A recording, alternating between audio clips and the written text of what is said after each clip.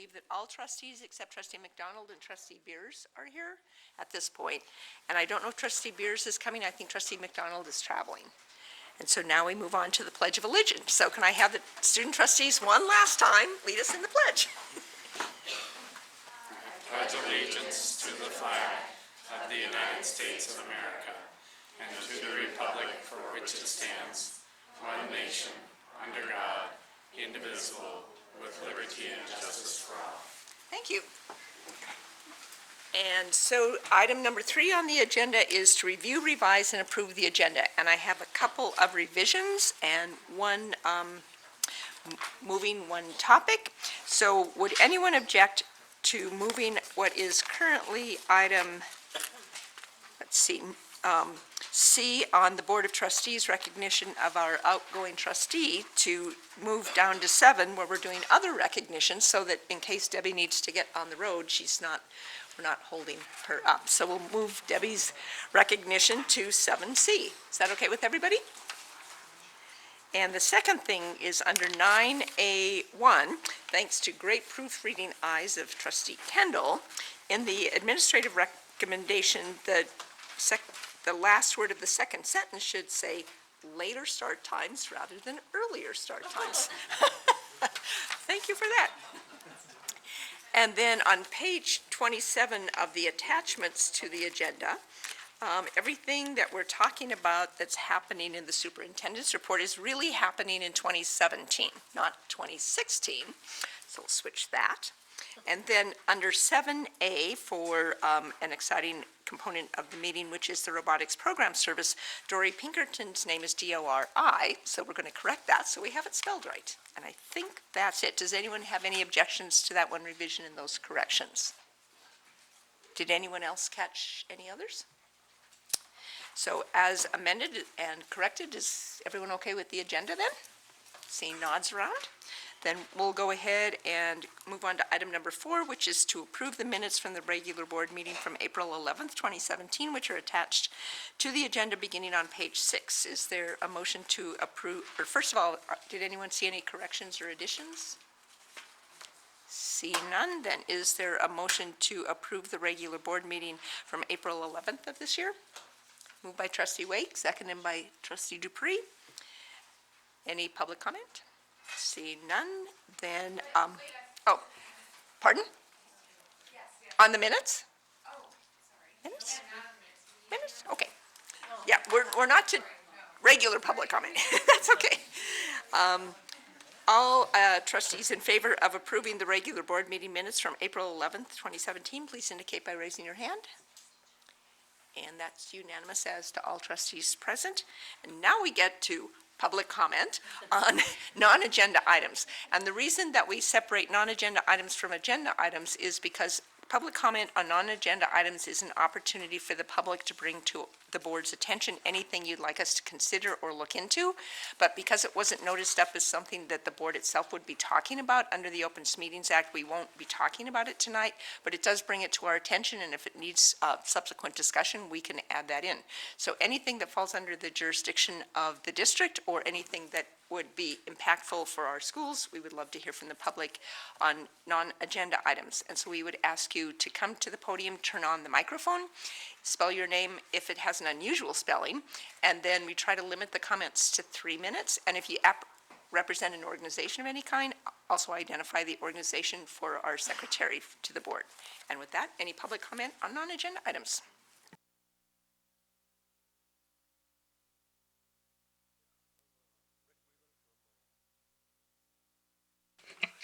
Yeah, Rick Wheeler from Sentinel. I came here to thank Dylan for being our student trustee for 2 years. You've represented Sentinel very well.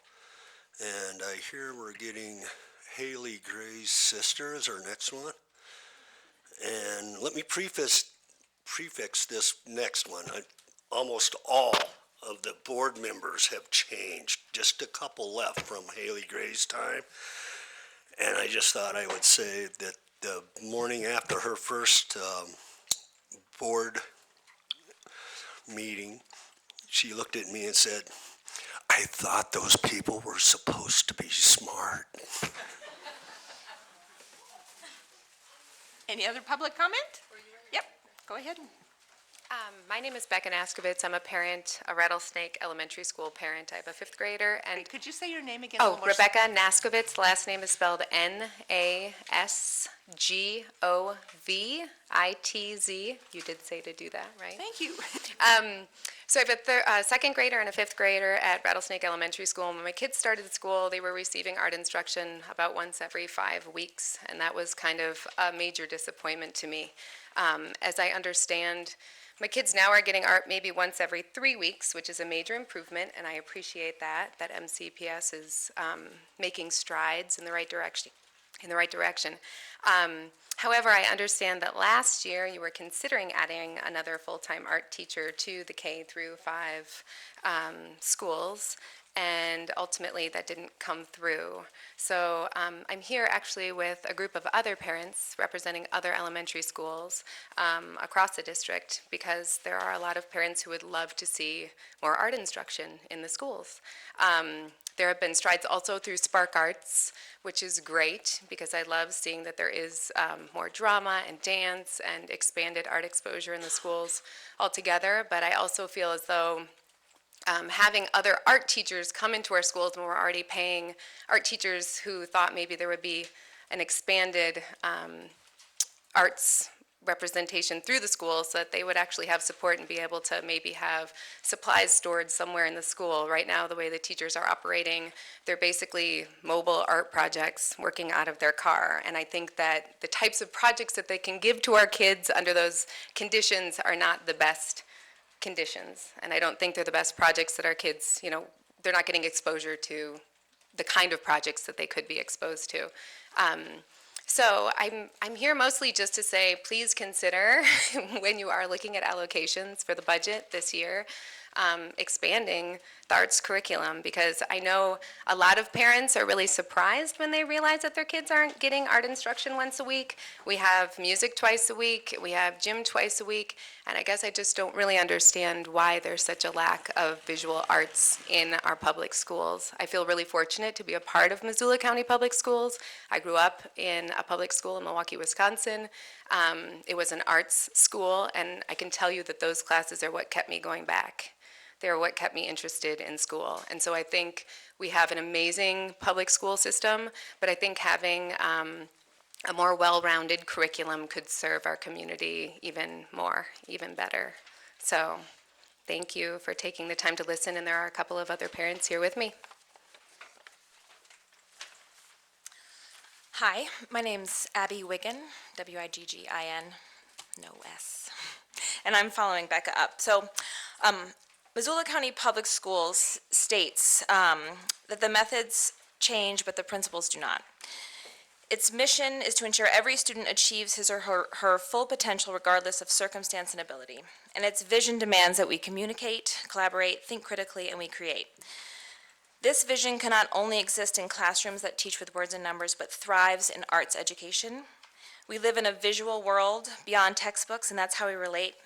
I asked my husband why he believes art education is so essential for our children. This man has been a student, a waiter, a surveyor, a hunting guide, a logger, and is currently a trained engineer, and in his opinion, the process of art is so real world. Math asks you to reach a final solution, chapters end, science moves on, but with art, students are asked to create, manage, they have to explore, decide, practice, search, they have to change their minds, weigh new options, rationalize, and eventually share. Students need to weigh so many options with art. I could work on this all week.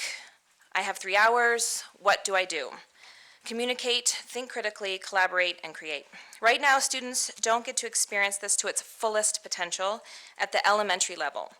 They get a taste, but ultimately with more teachers and more art, the true capacity of art can teach, that art can teach is exponential. Due to lack of time as space, like Becca mentioned, students only scratch the surface, but increased exposure, in my opinion, and in knowing my child, will increase the outcomes from art to no limit. Back to this idea that art is real world, art asks you to risk it. Manage your time compared to what you hope your outcome is. Ask you to explore empathy and understanding when examining other students' art. Clearly, we all know that art's more than color to paper, glue, paint. It asks you to take chances in an environment where no correct answer, with no correct answer. Students need to problem solve, rationalize, and eventually find solutions to produce something truly beautiful. So please don't wait until a student's in 6th grade to provide these opportunities for learning and discovery through art. 6th graders know everything, and they may have just determined that they are not an artist, and then we will have missed it.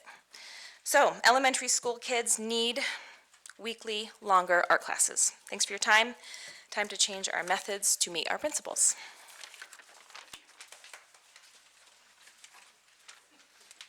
Hello, everyone. I'm going to put my timer on just to make sure I get the 3 minutes. My name is Cindy Marshall, and I'm a local artist as well as a business owner, and have 2 daughters in the public school system, one in 4th and one in 6th grade. And I'm with Becca here and Passe. Last weekend, I watched a 1-year-old child playing in the dirt. He was so fascinated that he could press his little stick into the wet dirt, and it would leave a dark line or hole. It reminded me of the disabled senior citizens who I worked with while an art teacher at Missoula Manor Nursing Home. Although many of them had lost their fine motor skills, they still enjoyed running a wet paintbrush across the paper to observe how it affected the other colors already on the page. One of my senior students was deaf, mute, and partially blind, but she never missed our bi-weekly art class. There is a reason it's called artwork. Making art takes a lot of work, concentration, focus, and creative problem solving. Art also forces us into the present moment. It's like a meditation. We cannot worry about the past or future when we're working hard at art. When engaged in making things with our hands, it's as if time stands still. Also, we are expressing ourselves in a way that words cannot. It's like a therapy session, mindfulness lesson, problem-solving lesson, spatial awareness lesson, and kinesthetic experience, all wrapped up into one package. If encouraged properly, it can also be a huge confidence builder. United States schools generally address the linguistic and logical intelligences we all possess, but making art can encourage the nurturance of at least 5 other intelligences: spatial, naturalistic, interpersonal, intrapersonal, and bodily kinesthetic. Most cultures, especially those that consider themselves highly civilized, such as Europe and China, have strong art programs for their schools. In the United States, however, there is not an automatic allegiance to the arts, which is why I'm here speaking to you. In 1999, I did my student teaching in Missoula for my K-12 art ed degree, and I was surprised to learn that I would be responsible for 90 classrooms spread over 5 different schools.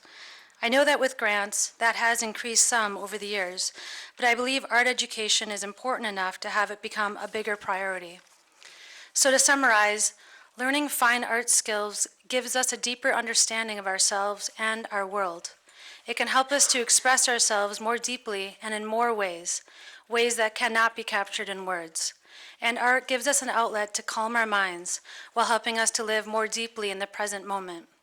Art is what makes our culture rich and will be passed down for centuries, giving clues to the future as to how we live. And someday, when we have retired from our careers and busy lives, art will still be there for us, but only if we had had our confidence to make things with our hands, nurtured through the years, starting in preschool, and then reinforced in our grade school through high school years. Please offer more art opportunities for Missoula's growing minds and help to nurture this important developmental work, our artwork. Thank you. Hi, my name is Jennifer Prinzing. It's Prinzing. I'm a parent at Lewis and Clark, and my daughter's in kindergarten, and my son will be starting elementary school in a couple years. So we're hitting it at the right time if we can make great changes. Art has value in and of itself. There's hands-on, tactile development experience with construction, composition, and color. There's also the pride of creating and then having something physical to show for it, as opposed to a class worksheet or a grade on a report card. But beyond that, the benefits of art strengthen the success of an adult. In today's world, creative thinking is one of the most sought-after qualities in every professional discipline. Early and consistent exposure to different types of thinking and ways to use our brains have a direct correlation to breakthroughs and advances in technology and business. Think of Apple, Google, Tesla. Imagine standing in front of a group of first graders. You ask them who can draw a horse. The entire class is going to raise their hand excitedly. Now, imagine asking the same question of sixth graders, which, funny that she also said sixth graders. By that age, or even sooner, there will be far less hands raised. As a class, they've spent less and less time in art, and the creative enthusiasm and imagination that is natural in all of us has dimmed. As Einstein said, imagination is more important than knowledge, for knowledge is limited, whereas imagination embraces the entire world, stimulating progress and giving birth to evolution. Let's keep encouraging our kids to be creative and expand the opportunity across the whole city. Art is not extra or bonus, art is our world.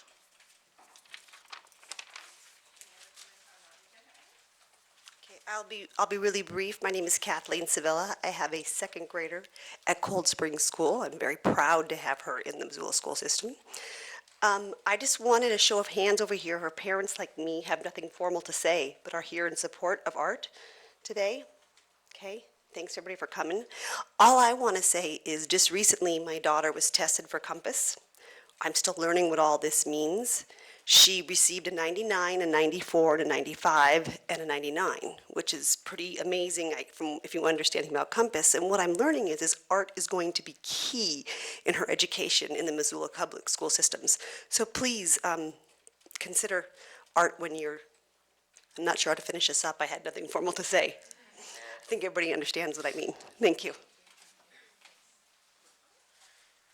Hi, my name is Taylor Valiant, Valliant.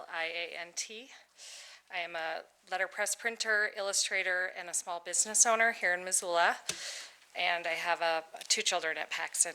And I have to say I've always been disappointed with the lack of art education in the schools at this age. I was really surprised when they started first grade to learn what was lacking. So I just want to say that I support increased art education in Missoula in the elementary schools, as I believe early creative thinking and creative education is not only important to those children who will go on to work in the arts like myself, but to all children to take with them as a tool they can apply to whatever career they pursue. Thank you.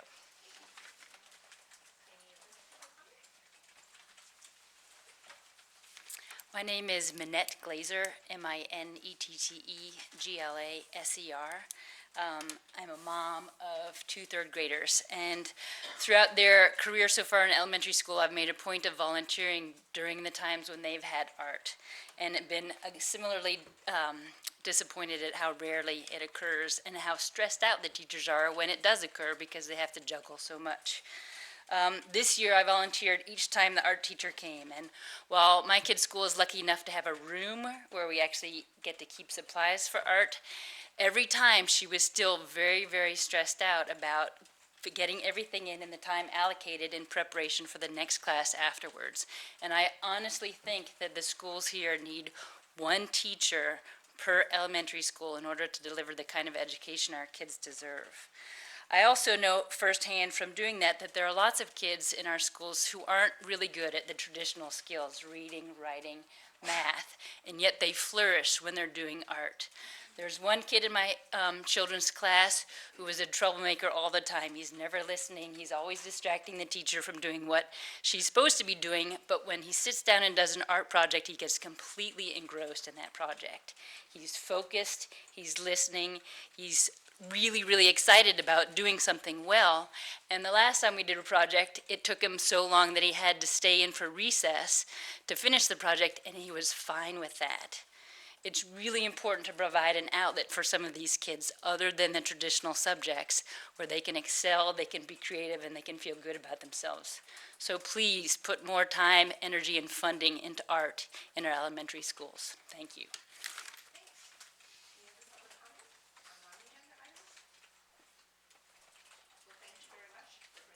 Attention, and then we'll move on to the next item on the agenda, which is Special Olympics Montana, and I believe Karen has a short video, or Hatton and Karen have a combination of a presentation and a video for us to share. Thank you.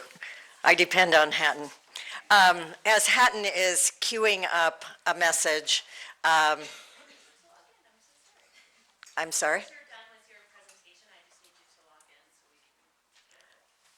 Oh, well, I don't know that you can say what I'm about to say. Okay, so I'll say it as I walk. How about that? This is, as most of you know, the third year for the Special Olympics Montana Summer Games in Missoula. And the Special Olympics Summer Games in Missoula begins next Tuesday. I can prove that I can't type and talk at the same time. Next Tuesday, and there are many facets to Special Olympics in Missoula. Yeah, we need a microphone. I'll do that. There are many facets to Special Olympics in Missoula. Many of you know about the, now I can't think of it, the run, that the torch run that the police officers do all across the state. We also have teams from all over the state. It is interesting. It's sort of maybe like when you have your third child. You know, you have your first child and you have 150,000 pictures of the first child. Second child, maybe half that. Maybe the third child has 3. So when you have Special Olympics for the third year in Missoula, it's sort of like we know what we're doing, and yet it's really important to raise the same sense of energy and excitement for the athletes who are coming to town next week. So what I wanted to share are 2 things. One is we'll see a little video that includes Missoula kids, so that's why we're going to see it, but it also epitomizes the concepts of Special Olympics. And the second thing is our goal, the first year our goal was to fill the Adams Center, and we did it. Our second goal, our second year goal, was to adopt all the school teams, and we did it. Our third year goal is again to adopt all the teams, and we're a bit off of our game. So I am encouraging people that if you would be willing to adopt a Special Olympics team, and what does that mean? It really means welcome them to Missoula. I would be delighted to give you more information. So with that, I'll ask Hatton to start the video.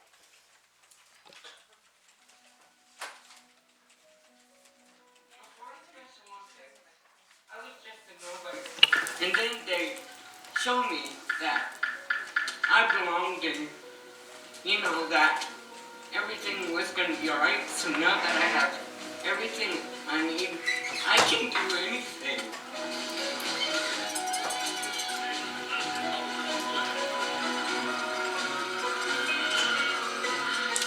When life brings you down, never give up. If you give up, life will give up on you.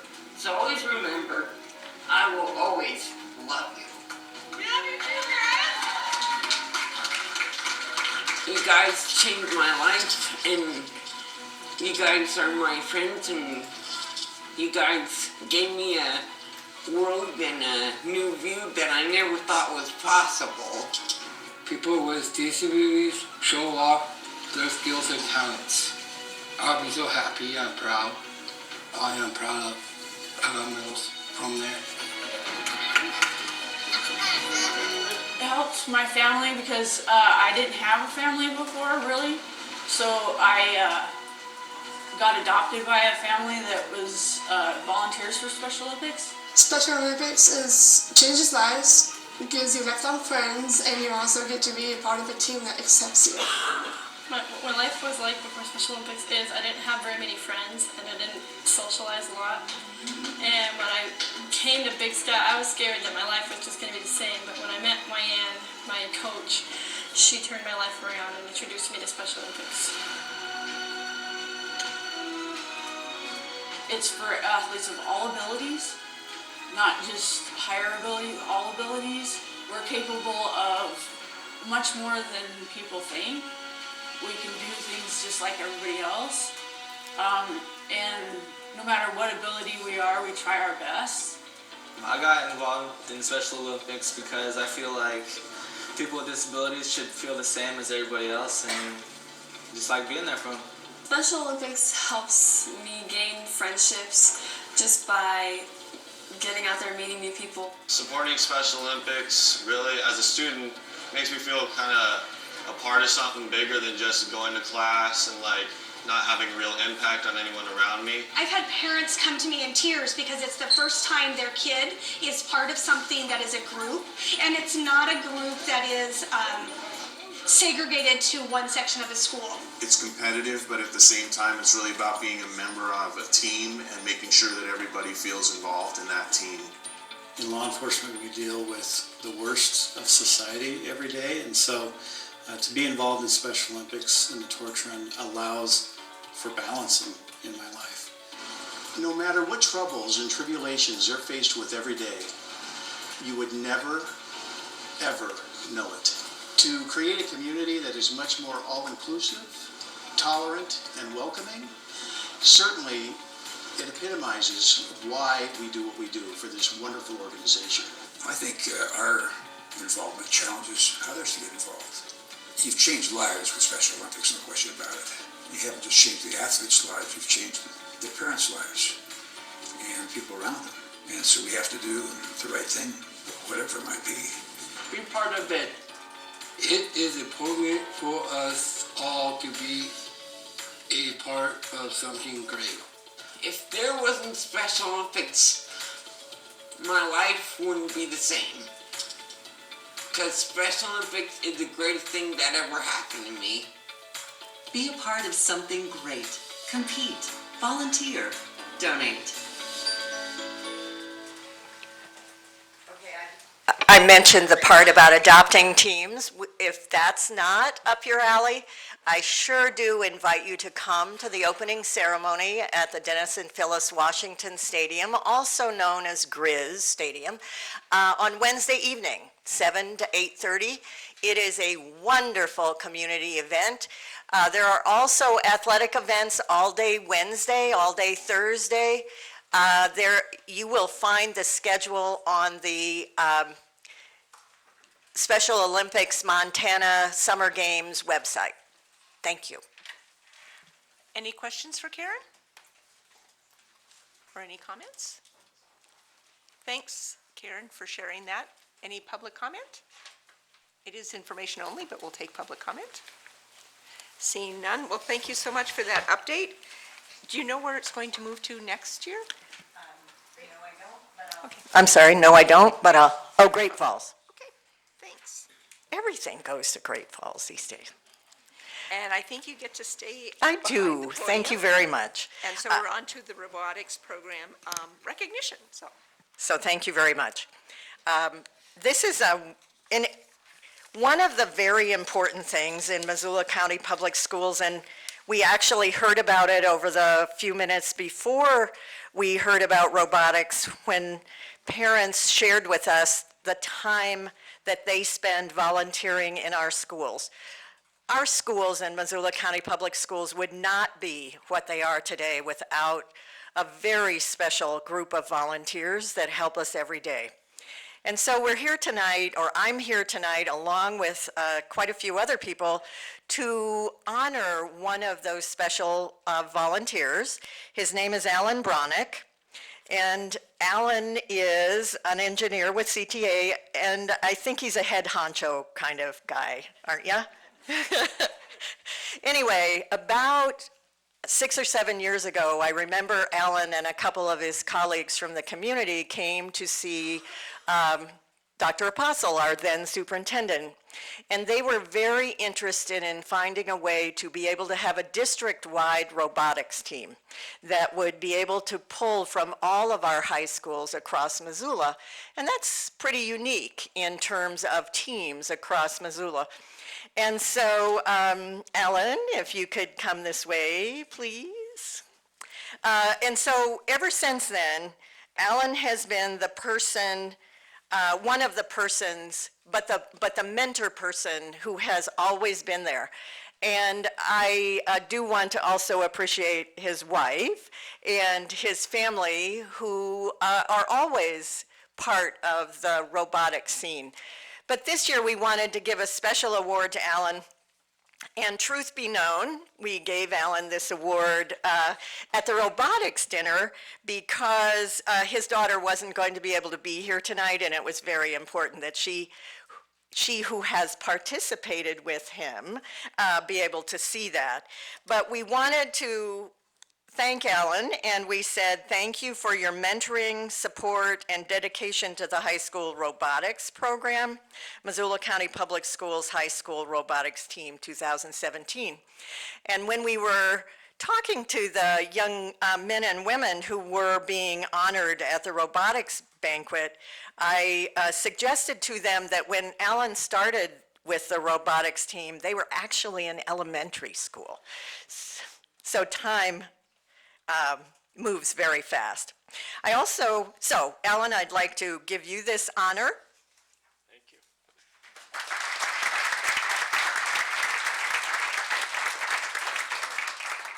In your packet, you have a copy of a nomination that the students have made for Mr. Bronick to the National First Robotics.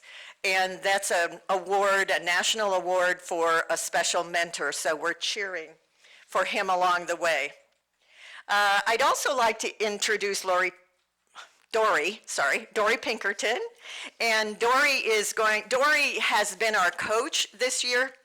And it is interesting when you have a coach who not only notices everything and thinks about everything, she also worries about everything. So Dory has been an amazing coach with us this year, and she's going to recognize the assistant coach and the other mentors who are here. I want to thank the Missoula County Public Schools for starting first here in the district. We moved here 3.5 years ago, my husband and I, and the first thing I was looking for was a robotics program because we had been a part of that in Iowa. So we want to thank the district for starting and for seeing that that was something that was important. So I would like at this time for the mentors to please stand, if you would, and I'll introduce you then. We have Lindsay on the very far end, Kittlesman Landy, and her husband Dan Landy, who teaches at Sentinel High School. And Dave Birch is kind enough to share his shop with us at Sentinel High School to be able to build, and has been a past mentor. Nikki, if you will please stand as well. Nikki Bronick, Alan's wife, has been a mentor and helped through the program as well. And then I want you to be introduced to one of our teammates who's going to be on the board. And so Marina Gray, if you will please stand as well. She joined the team this year for the first time and said, I really like science, but I'm not sure what to do with it. And so she took the leap of faith and joined the robotics team and did an excellent job. So we're definitely going to enjoy sharing her with you. But again, thank you so much for having the robotics team, and we're looking forward to continuing to see this program grow.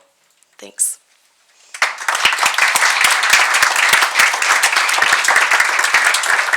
And a special thank you, Alan.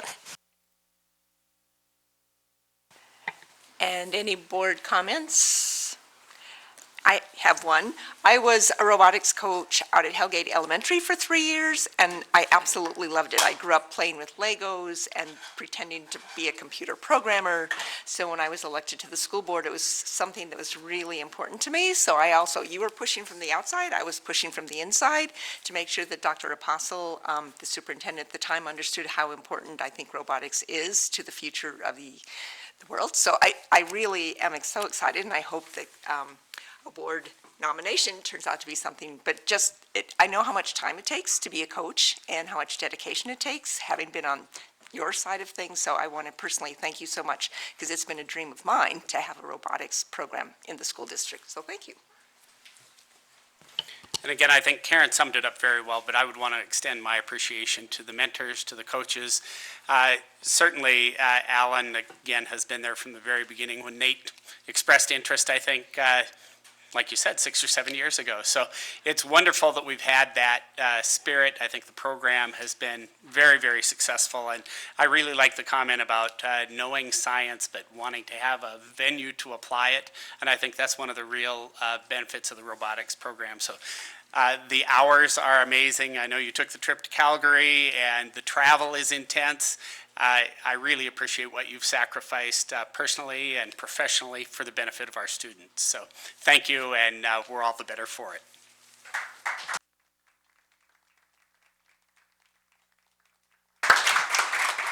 And I don't know if there's any other public comment other than we really appreciated hearing, but come on up, sure.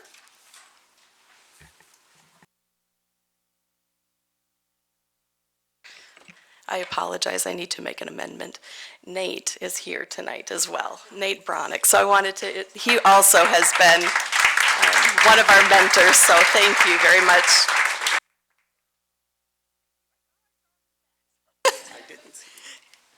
And so, thank you so much. We know we have busy evenings. We'd love to have you stay as long as you'd like, but if you need to leave, that's fine. We're moving on to 7B, which is recognition of the student trustees for 2016-2017. So before you give your very last report, we want to say thank you to you all. You've been amazing trustees. I can't thank you enough. You've been engaged, you've been involved, you've been here almost every meeting. In Dylan's case, he's been here for 2 years in every meeting. You've asked pertinent questions. You've brought important pieces of information to our attention, especially concerning Sentinel's lights and what it takes to go with the city code and building code and things going on at the various schools, you know, from Willard to Saley to Hellgate to Big Sky to Sentinel. So I personally just can't thank you enough. It's been a wonderful year. And I don't know if Superintendent Thane, but certainly since you're the trustees for our board, as the chair, I really think that you've just been great. So I have some things to give you, and I'm just going to walk over And while Trustee Holland makes her way over again, I would express my appreciation. I think that oftentimes the student voice is under-recognized, and I appreciate you keeping us abreast of what's happening in the schools each and every month, but also the questions and the contributions that you've made. And I know many of you have plans. One of you may be returning to us next year, and we appreciate that. I hope that the future finds you doing all that your potential allows you to do. I know there are some great plans out there. So thank you very much for your service, and I wish you all the best.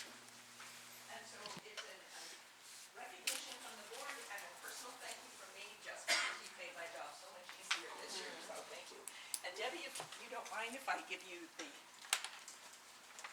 gifts. Thanks. And with that, how about a round of applause for I'm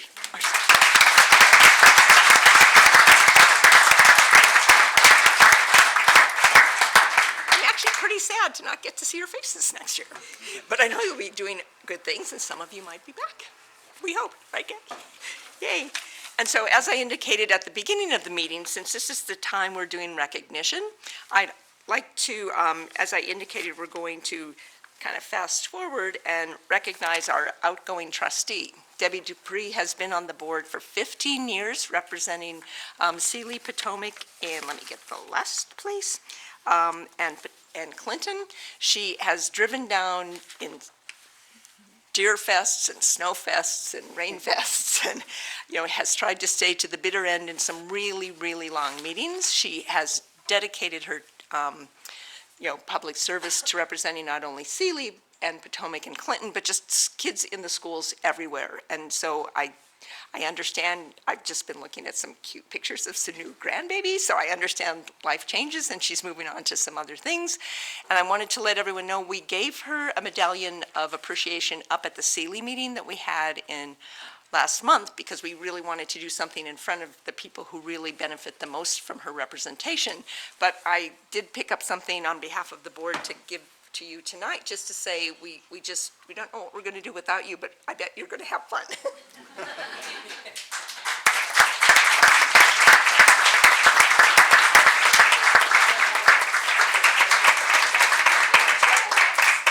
And there's even a travel box to get it up to Sealy.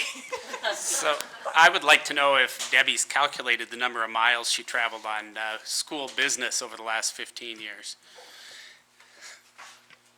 I didn't, but I think one of the reporters did. You know, Marcia said it very well, but over the course of time that I've been engaged with the board and that Debbie has participated, she's always had the best interests of the Seeley community and the Seeley students at heart, but not only the Seeley students, the district at large. And she's been a great voice of reason, and we've certainly appreciated your contribution. And they're big shoes to fill. We've appreciated the dedication, the veteran of our school board, and we wish you nothing but the best as you transition off the board. So thank you, Debbie, for all your service.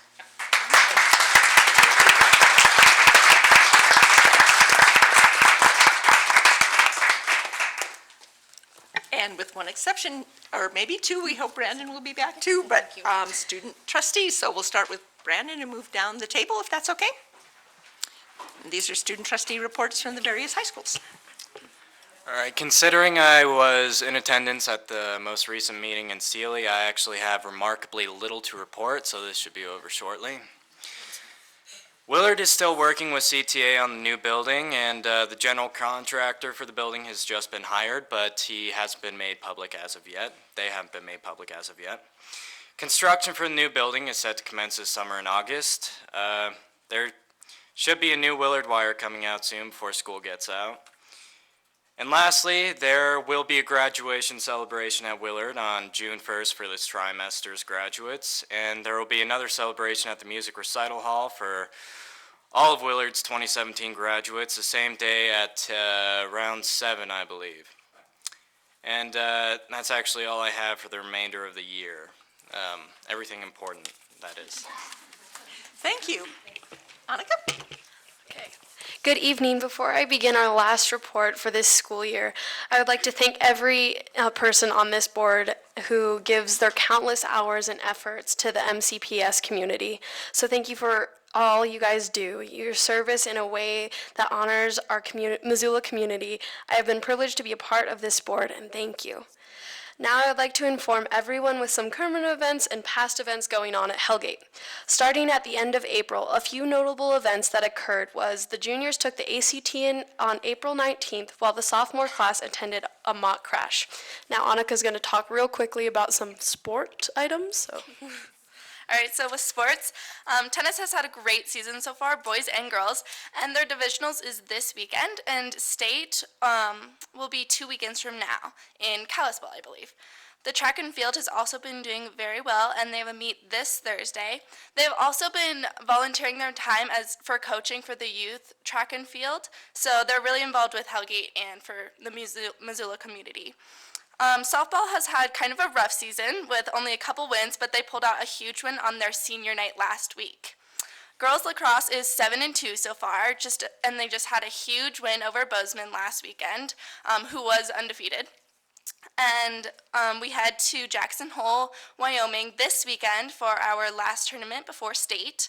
The boys lacrosse are doing well as usual. They had a huge 14-1 win over Big Sky last Thursday for their senior night.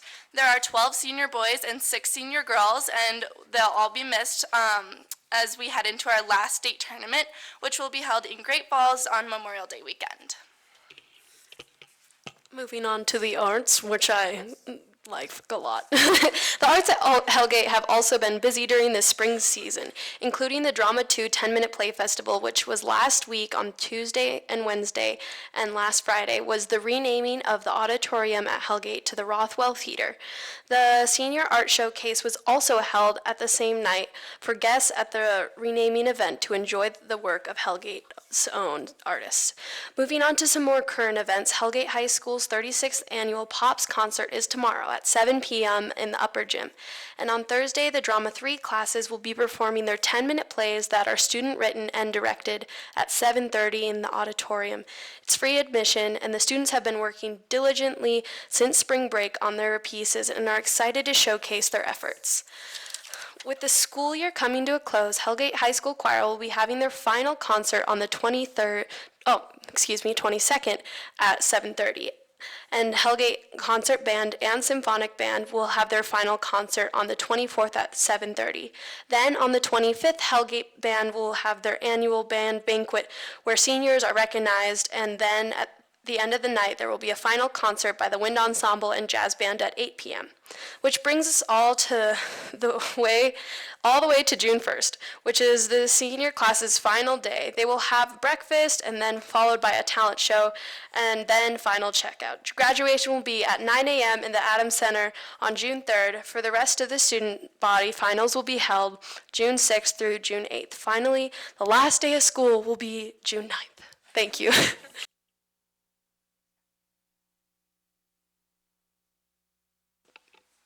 All right, so starting with some news in the arts, 42 individuals from Big Sky qualified for the State Music Festival. And the drama department production of All Shook Up the Musical was very successful. And our annual dance concert is this Thursday and Friday at Big Sky. Tickets are $5 and the concert will start at 7:30. And then moving on to some academic news, seniors are preparing to present their senior projects on May 25th. I know we are all very excited to get that over with because it has been a large undertaking. And there are a lot of things wrapping up in the Health Science Academy. The seniors will present their projects to professors and graduate students at the University of Montana on Monday, May 15th. The senior banquet for the Health Science Academy is that same night on the top floor of First Interstate Bank. The seniors will be recognized for their completion of either the human body track or the vet science track for the Health Science Academy. And that we have a few students who completed both. And then the freshmen competed in the annual Amazing Race last Friday, and sophomores will compete this Friday. The Amazing Race is composed of multiple stations that use the information taught in all of their classes. The small teams must solve problems and answer questions in order to move on to the next station and hopefully win the race and get the traveling gnome trophy. And finally, the 5th Annual Academy Awards for the Health Science Academy are on Wednesday, May 31st. The Big Sky Envirothon team took 4th overall and 1st for problem-solving presentation at the competition last month in Lewistown. Big Sky DECA competed at Nationals in Anaheim during the last week of April. Junior Dexter Crago placed in the top 30% for Principles of Business Management and received an award of excellence. Senior Ashley Liu placed in the top 30% for Sports and Entertainment Series and received an award of excellence, and she placed in the top 10 for her role play performance.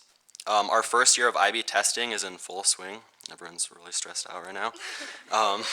Senior Kelsey McEnany is nominated for a $2,000 scholarship from Mattress Firm for Student Athlete of the Year.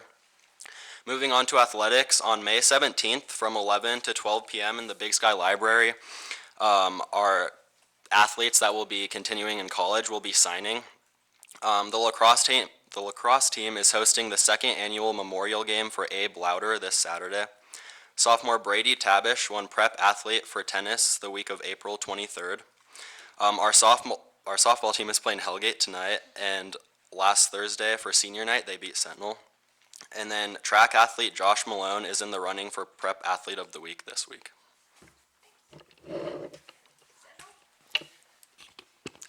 Good evening. Although the school year is winding down, that doesn't mean the great things happening at Sentinel are. Sentinel Tennis competes in their divisional tournament this week and will compete in the state tournament next week. Many of Sentinel's students are involved in coaching Missoula Youth Track, which is organized by Karen Embaugh. The State Summer Special Olympic Games will be held in Missoula for the 3rd year in a row on May 16th through the 19th at Washington Grizzly Stadium. The athletes will be competing in track and field events, swimming, powerlifting, and bocce ball. Sentinel is proud to announce the names of the students attending Girls State: Marina Gray, Chrissy Hartman, Lauren Bingham, Joyce Liu, and for Boys State, Chris Malcolmson, Lance Nichols, Caden Messer, Zach Tenaire, and Noah George. May's Elks Students of the Month are Douglas Stobie and Leah Tonaire. The Student Government Students of the Month for the month of May are Trevor Duvall and Olivia Del Guero. Ira Williams earned 2nd place in the Letters About Literature contest. His letter was scored against freshmen through seniors from students across Montana. In earning 2nd place, he was awarded $100 from the Montana Committee for the Humanities. Additionally, Peyton Shermer, Braden Hunt, and Owen Kirby received honorable mentions in the nationwide program. Sentinel students Dylan Sewell, Jackson Petty, and Magnolia Chin all won $200 scholarships in to the college of their choice from the Montana Council of Teacher of Mathematics math contest held at the UM for all students in the surrounding area. They were the top male and female senior students in the contest and swept the event, taking all 3 places.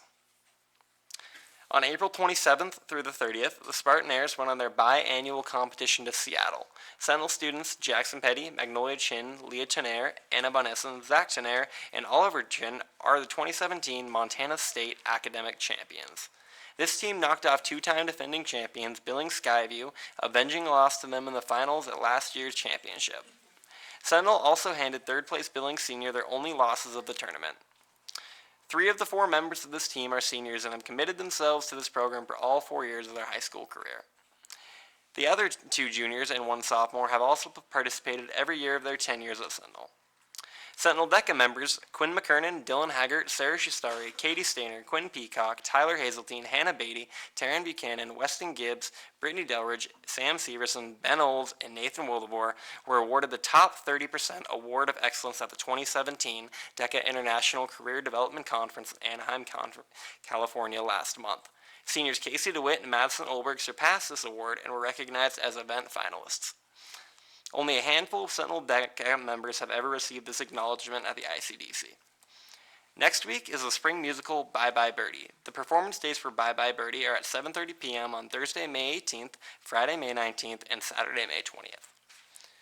Last week and this week, Sentinel students have been busy with AP testing. And Sentinel's prom will be held on Saturday, May 13th at 7 p.m. at the Wilma Theater. As the end of the year approaches, my time serving as a Sentinel student trustee also ends. It has been an honor to serve on this board for the past 2 years. I have learned a great deal about the governance of a school district, professionalism, and leadership, and I thank you all. I would now like to recognize the 2017 through 18 Sentinel student trustee, Marina Gray, and ask that she stand to be recognized.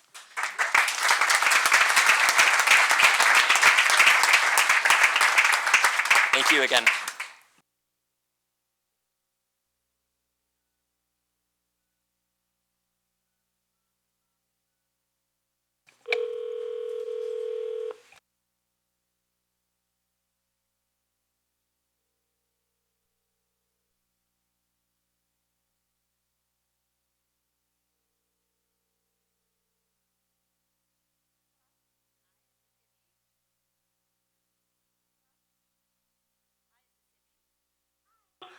Okay, you're on, kiddo.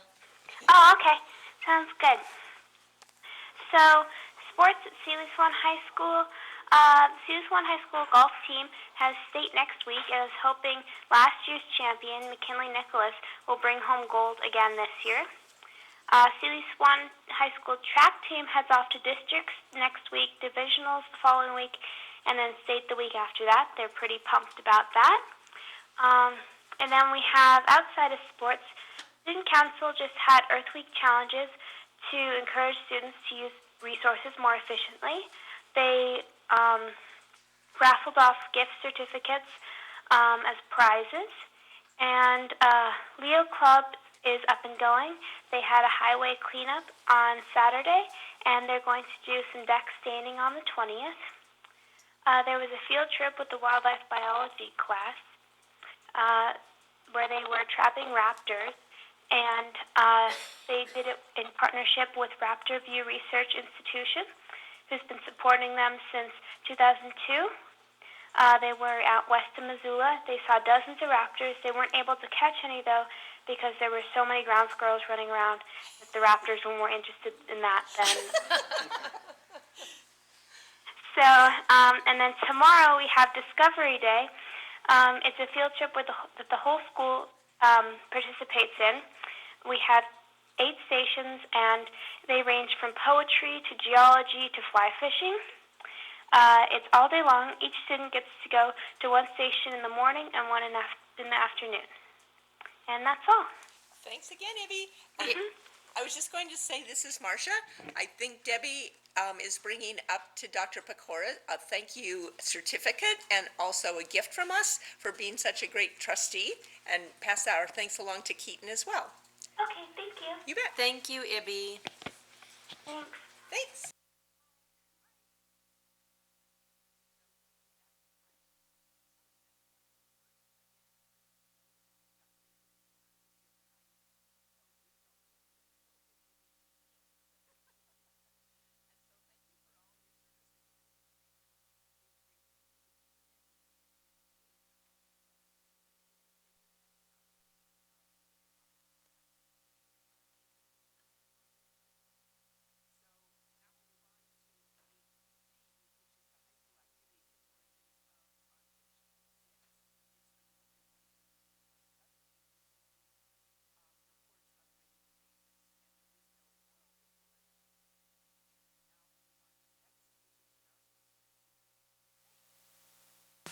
Thank you. A number of these items were covered in student trustee reports, so I'll try to be brief. Would just apprise the public that there is a special board meeting this Thursday, May 11th. We'll reorganize the board after seating a new trustee. The next regular board meeting will then be Tuesday, May 23rd at 6 p.m. In this room. We will have a 4-day break for Memorial Day weekend with no school on Friday, May 26th, nor on Memorial Day, Monday, May 29th. On Thursday, June 1st, we'll recognize the retirees from Missoula County Public Schools. We'll do a 3 p.m. recognition in the Sentinel cafeteria, and certainly trustees are invited to attend.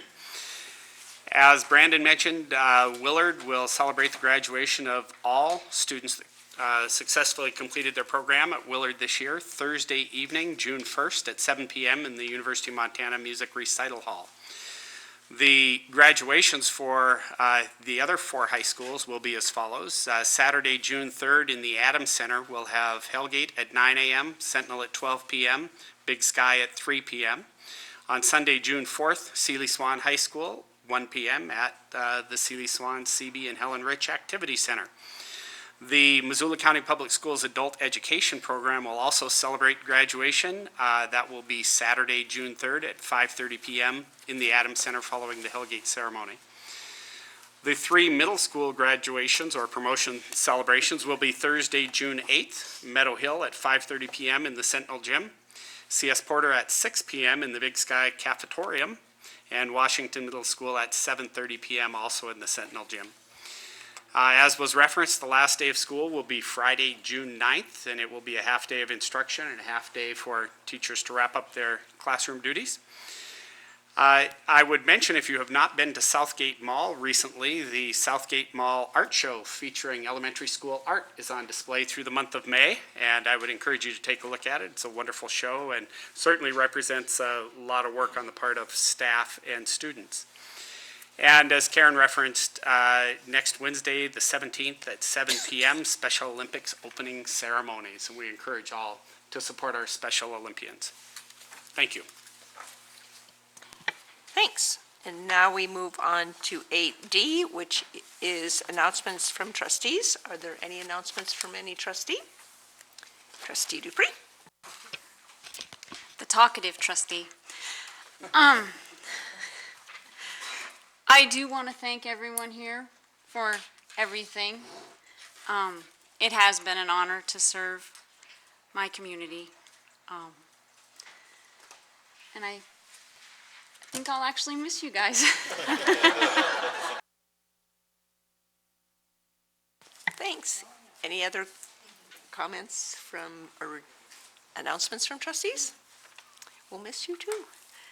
And so we move on to 9A1, small I, which is the School Day Study Committee. We had this topic as an information-only item at an earlier board meeting.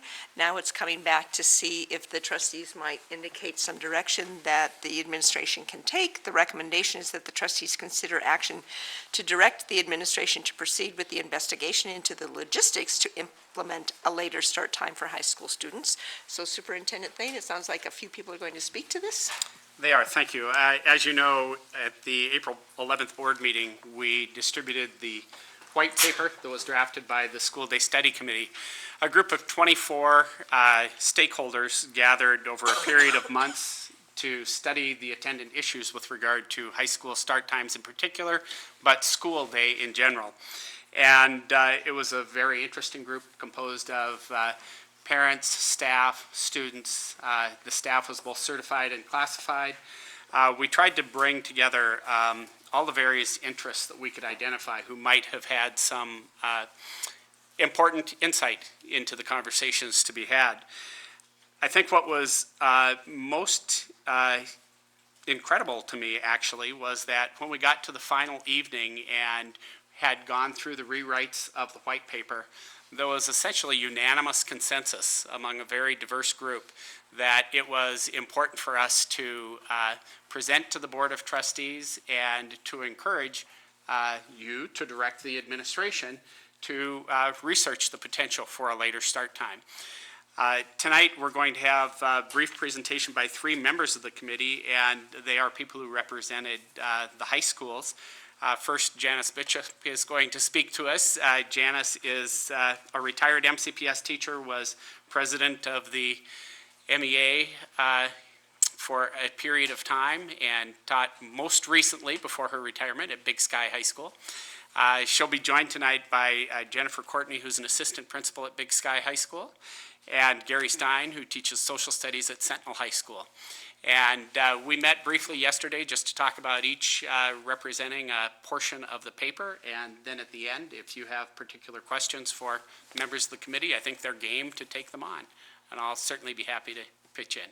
With that, Janice, we appreciate your time. Thank you, Mark. Well, as you read in the white paper and probably in the Missoulian editorial today and heard from Superintendent Thane, it was an interesting process. And there were a lot of us, maybe not as many as are seated here, but certainly a sizable number. And I confess that when I sat down, I thought, oh boy, we'll never agree on anything, I can tell. But you had 3 trustees representing this body on the board. I did those things that Mark referenced, but I felt my responsibility as a grandparent really heavily on this committee.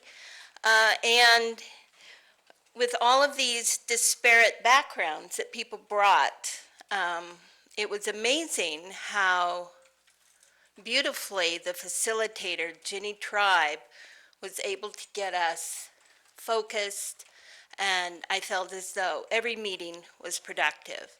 As the white paper says, we began with research, and so we had to do this on our own time and brought it to the group. 1 week we even had to seek out negative research. We looked and we looked and we looked, but Gary's going to talk about our conclusions and perhaps reference that. What was important was we began with guiding principles that we adopted very early on in the committee process, and those are in Roman numeral 2 in the white paper. And the first 2 are student-centered, as you might expect educators to be. The third one is that our conclusions will be based on data and research. Now, for a person who was never very given to science, I thought, okay, well, that's pretty good. So it turns out that our conclusions are definitely based on the research that committee members uncovered. And I want to acknowledge Jenny Dixon, who was mentioned in the editorial, who started the local chapter of, let me get it right, Start School Later. And she was an exceptional resource and brought to us all kinds of interesting research that has already been done.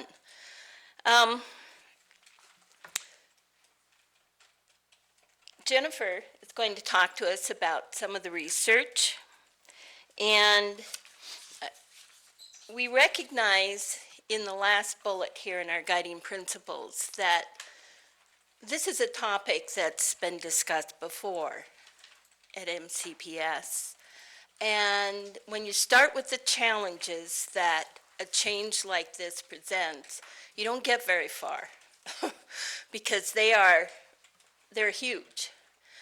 But we decided that we recognize their challenges, but they're over there. That'll be some other committee's problem. Ours was mainly to decide whether or not this is what's best for our kids. So that's what we did. So again, I'm Jennifer Courtney. I'm one of the assistant principals at Big Sky High School. And what I appreciated about being part of this committee was in looking at the research and starting to make connections when I'm working with high school kids every day and they're coming to school late, they're exhausted, they're drinking lots of caffeine, all those things that I was able to make those connections and see through the research that there are reasons why that was happening. The research tells us that we know kids need to have at least 9 hours of sleep every night, and our kids are not getting that. We also know that the research tells us that even though we start school later, that doesn't mean that kids are going to go to bed later. That's not permission to them. We're not going to encourage that you can stay up even later now that school won't start until 8:30 or whatever time is determined.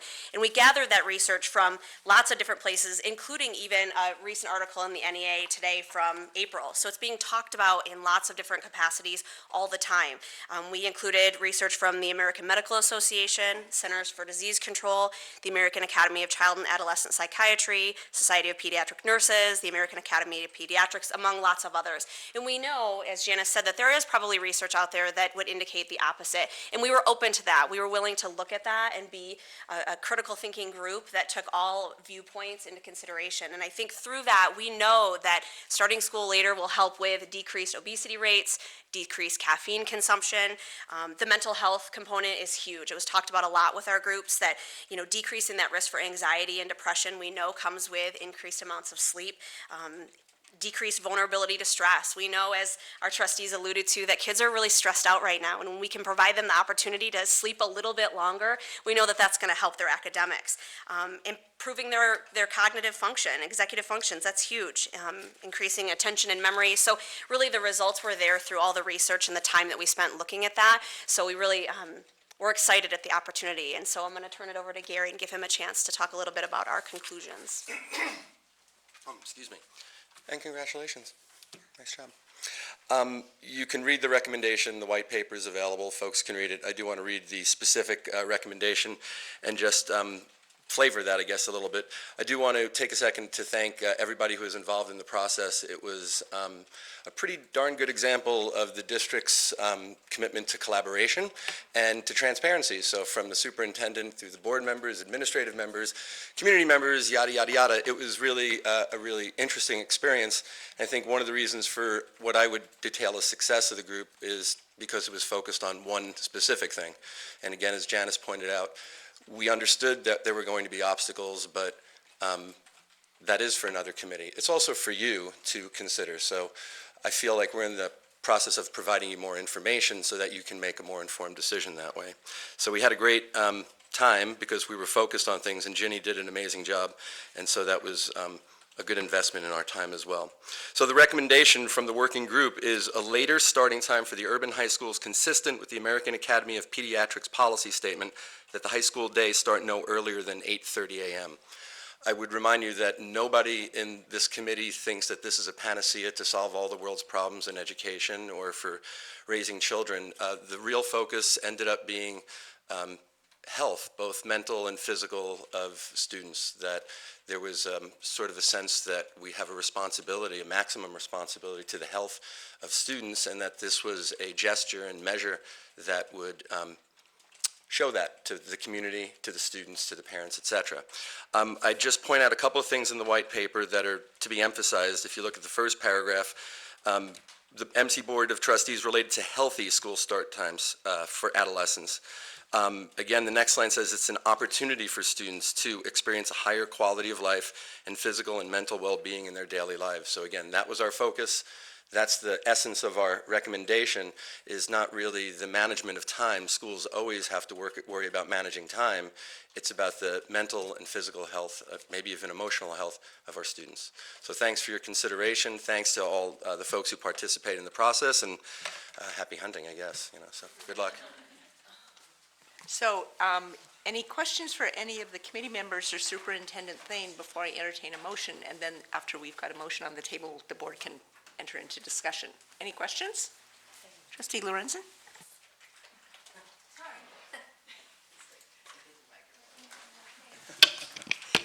Thanks. So I guess for the committee, one of the things that I guess in general that we're aware of is that whenever you create an artificial schedule, there are people that try to gain advantage by doing, take advantage. For example, we have early gym times that are optional. We have 0 period. So in addition to the kids needing to be at school at 10 to 8, we have a significant number of kids being really pressured to be to school even earlier. And so did you talk about creating policies to eliminate those practices? Any practice that puts anybody at the school early? Did you talk about that? Yes, we did. We did. I just want to say, too, we did have a student represented on our committee, and I think what was really nice to hear him say was Marshall, who's from Sentinel High School, and he said that regardless of those policies, he would continue to take advantage of those opportunities. He would want to come to school earlier and participate in a 0 period or PE or whatever it might be. So we recognize that it's not necessarily a one-size-fits-all, that there will still be students, and it could be kids that have to work after school, that can't start later and finish later because they may need to go to work or take care of siblings, that kind of thing. So I think we looked at it, we really did look at it from lots of different angles. I would just also. We aren't going to deny any other programs or options that are already taking place. In other words, if 0 period exists, 0 period can still exist, and you can start school later. In fact, it may offer more opportunities for more things that schools can do. And so all schedule making is artificial. We're trying to manipulate this time thing and trying to put everything into boxes. So we can go 45 minutes or 90 minutes. We can do lots of different things. The focus is back to emotional health, physical health, trying to encourage people to get the right amount of sleep. We know people can always game systems because people do that, but we can't control people's behavior that way. We can only encourage them to do something that's good for them. I would just say that one of the conversations we had was actually expanding the school day to provide greater flexibility for students. There are a variety of reasons that students might want to access school even later in the day or potentially earlier, given the demands that Jennifer referenced. So we're not at a place where we can be as flexible and nimble as we would like to be. But I think right now, in addition to a 7:50 a.m. start time, those students that board buses and have long transportation are getting on buses well before 7 a.m. in order to be at school on time. And those buses are often dropping at 7:25 a.m. at the urban high school. So that's part of the challenge that we face. I would also just mention, in addition to the comments that were made, conventional wisdom might say to us, why don't we just tell kids to go to bed earlier? And part of the science that we studied is that adolescents experience change in circadian rhythms, and many adolescents simply cannot go to bed earlier, cannot get to sleep earlier. So again, it sounds like a 40-minute or 45-minute change may not be significant, but in terms of student sleep and in terms of combating chronic sleep deprivation, it has potential to make a real difference. Thanks. I'm wondering if, I don't know if Superintendent Thane or someone from the committee would speak a little bit to the question of where were people when the committee first met? You mentioned that people were kind of all over the map in terms of what they were thinking coming in, because this committee was convened in response to the interest in doing so, right? And so I would hope that a variety of opinion was solicited in putting the committee together. And then you said we looked and looked, and I was wondering if you could speak a little more to your search for any research or data sort of on the other side.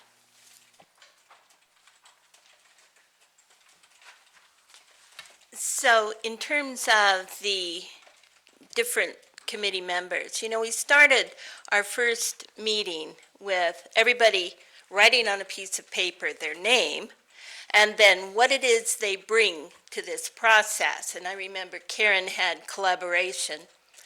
And when she wrote that, oh, yeah, I agree with that.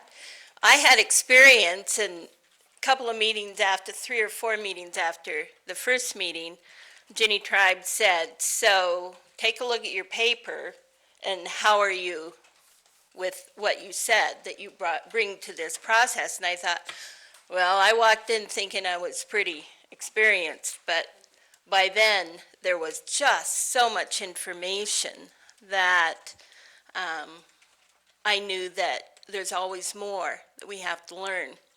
In terms of locating research, you know, interestingly, if you just Google late school start, you are just bombarded by information from a variety of sources, and Jennifer mentioned several of those that we used.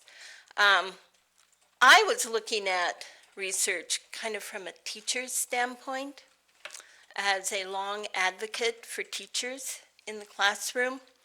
I was looking for those hiccups, those problems that we might encounter. And one of the biggest problems that I discovered was not being asked. And so Superintendent Thane did a yeoman's job of going to every high school and meeting with teachers, addressing their concerns, and gauging where they kind of were at this early stage of the process. And over again, he'd have them hold up their hands, you know, 1 for love this, 5, ugh. And generally, they were 1s, maybe a couple 2s. I only remember seeing 1 5 in the whole group, but sometimes I was afraid to look. So, you know, it was interesting, like I'd said, with that number of people, I was particularly impressed with how we all came together. But you know, when you take those guiding principles and the health, emotional, and physical health of our students as what you always have to come back to, then it was pretty easy to get on the same page, because we believe that, as I know you do as well.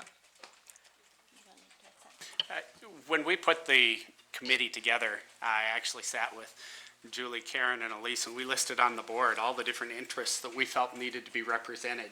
And we definitely made a concerted effort to identify people who may not head into the process thinking that it was a good idea. And Janice referenced the name tags, and I won't name names, but one person wrote skeptic as the descriptor. With regard to your question about research on the con side, I think many school districts experience what we have previously experienced in Missoula County Public Schools, and that is the topic's broached, and immediately you identify the hurdles so you don't study the attendant issues. So one of our guiding principles essentially was to set aside the hurdles. We weren't going to concern ourselves with them, but as Gary referenced, instead we were going to look at the research and try and identify an answer to the question, that is there a compelling reason for us to consider a later start time? And just look at the research regarding what's in the best interest of students. So we did that. Now, I'm assuming the board will take some direction tonight, and there are 2 things you can likely tell us, and one is, thanks for your work, but let's stay with status quo. And the other is you can direct us now to go out and see if we can actually identify all those hurdles and find solutions and complete the problem solving. And our recommendation would be that we do some exploration, that we come back to the trustees at a later point in time, identifying those hurdles and how we would recommend trying to resolve them, if in fact it's your interest to move forward with a later start time. We're looking again at the potential for a 2018 implementation, because there will need to be student and parent engagement in that process. And transportation is going to be a significant puzzle for us to solve. But again, I think that most of what you find is school districts who run up against the hurdle and abandon the effort because those hurdles seem insurmountable. We want to take a different approach. We've identified that the committee believes it's in the best interest of students, and if the board concurs, then we would like to have an opportunity to explore it and see if we can clear the hurdles. Any other questions? Trustee Dupree? How does, I mean, I know that Sealy Lake is not an urban high school, but with a 4-day school week, in the end, there's still only 24 hours in a day. So what is the research on something like that? Because, I mean, our kids get up even earlier than the urban kids to get on a bus up at Swan Lake. So do you have any research on that? On a 4-day week and the impact of a later start? Did we see any? I mean, we probably didn't look. And One of the things that we talked about was not necessarily a one-size-fits-all. That, I mean, we have 3 urban high schools that have very different schedules right now. And so I think that's how our group moved from, do we make a decision right now, what time do we start, and do we move the board in that direction? Or do we say, we are all in agreement that we want to move forward with this, and then take that time to figure out what does it look like for Sealy Swan High School? What does it look like for Big Sky, who's also pulling from a demographic that is much further out, and Hellgate in the same situation with Clinton students? So I think we looked at it from that angle, not necessarily research specific, but to each school maybe being unique.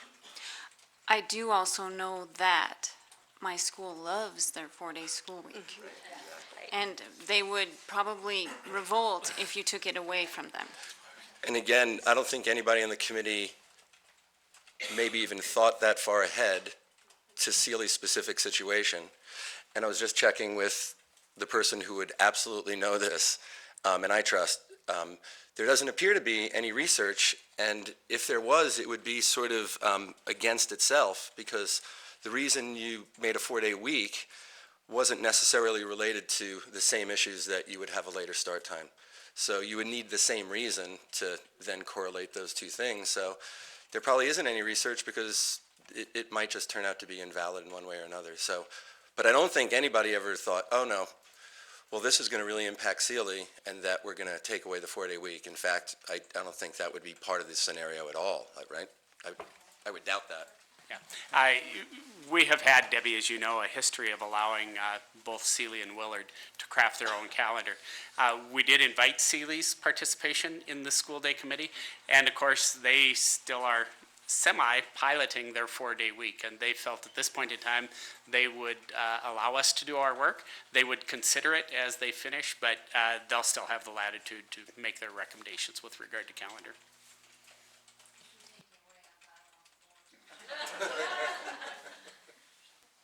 Any other questions for committee members or Superintendent Thane?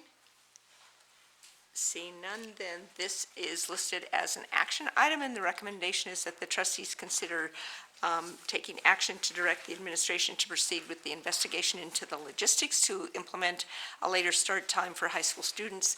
It's a little bit less precise than we see in terms of motions than we have in the past, but I think for the reasons that Superintendent Thane identified, we'd like to leave the administration with some flexibility in terms of figuring out what specific recommendation they would bring back to the board in terms of how to truly implement a change. So is there such a motion? And if you want to say exactly what you want to move, so we have it down with our minutes. Thanks. I would like to make that motion as you, Chairman Holland, and Superintendent Thane described it, and as is described in our agenda, where we direct the administration to work toward implementing that in the fall of 2018. And I'd like to speak to the motion. First, we need a second. We need a second, okay. Then we all can choose to speak. Okay. Seconded by Trustee Wake, and so now board discussion. I just want to thank Superintendent Thane, first of all, for convening this group. It really was a wonderful effort. We all learned a lot. I would not say that I was a skeptic going into it. I love the idea of starting school later for these teenagers. I think it's very important. And as we discovered in the first several meetings, the evidence is just overwhelming that starting later is better for their bodies and minds and souls and hearts, and there's just so much evidence. If this were a drug trial, we would have stopped the trial, the clinical trial. We would have gone with it right away. I work in public health now at the health department, in suicide prevention primarily, and it's really important from a public health perspective and from a child health perspective that we at least do our best to try to do this. And I appreciate Superintendent Thane's willingness to take this on. I don't think it's going to be easy, but we are at such a good time, I think, right now in our school district. Things are just humming along so well. We have these beautiful new school buildings. There's a lot of confidence, I think, in our education system. And I think, you know, as busy as everybody is, and I'm looking at you, Burley, but everybody is, I think that we are at a really good time right now to start thinking about how to do this and getting ready to do it in a year or two. So thanks. Any other board discussion? Trustee Smith?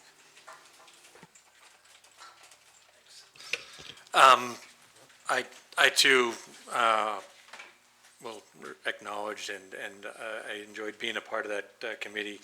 I think it's been pretty clear here about the overwhelming evidence for reasons to do it, and we've also acknowledged the hurdles that are going to come up, and some of the hurdles are going to be, what about athletics, what about buses, and I appreciate the fact that that Mark has noted that that's going to be the thing.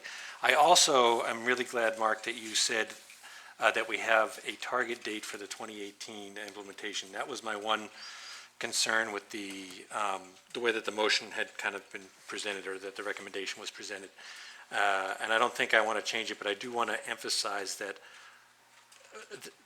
we work to that date, and if anything is happening to affect that you bring that to our attention, I would certainly appreciate that. I'm interested to see how we go forward in this. I just want to note one thing in one way that I have looked at this problem. A lot of people have talked to me about this. A lot of people in the community have asked me, "What about this? How are you going to do that? What do you think of this?"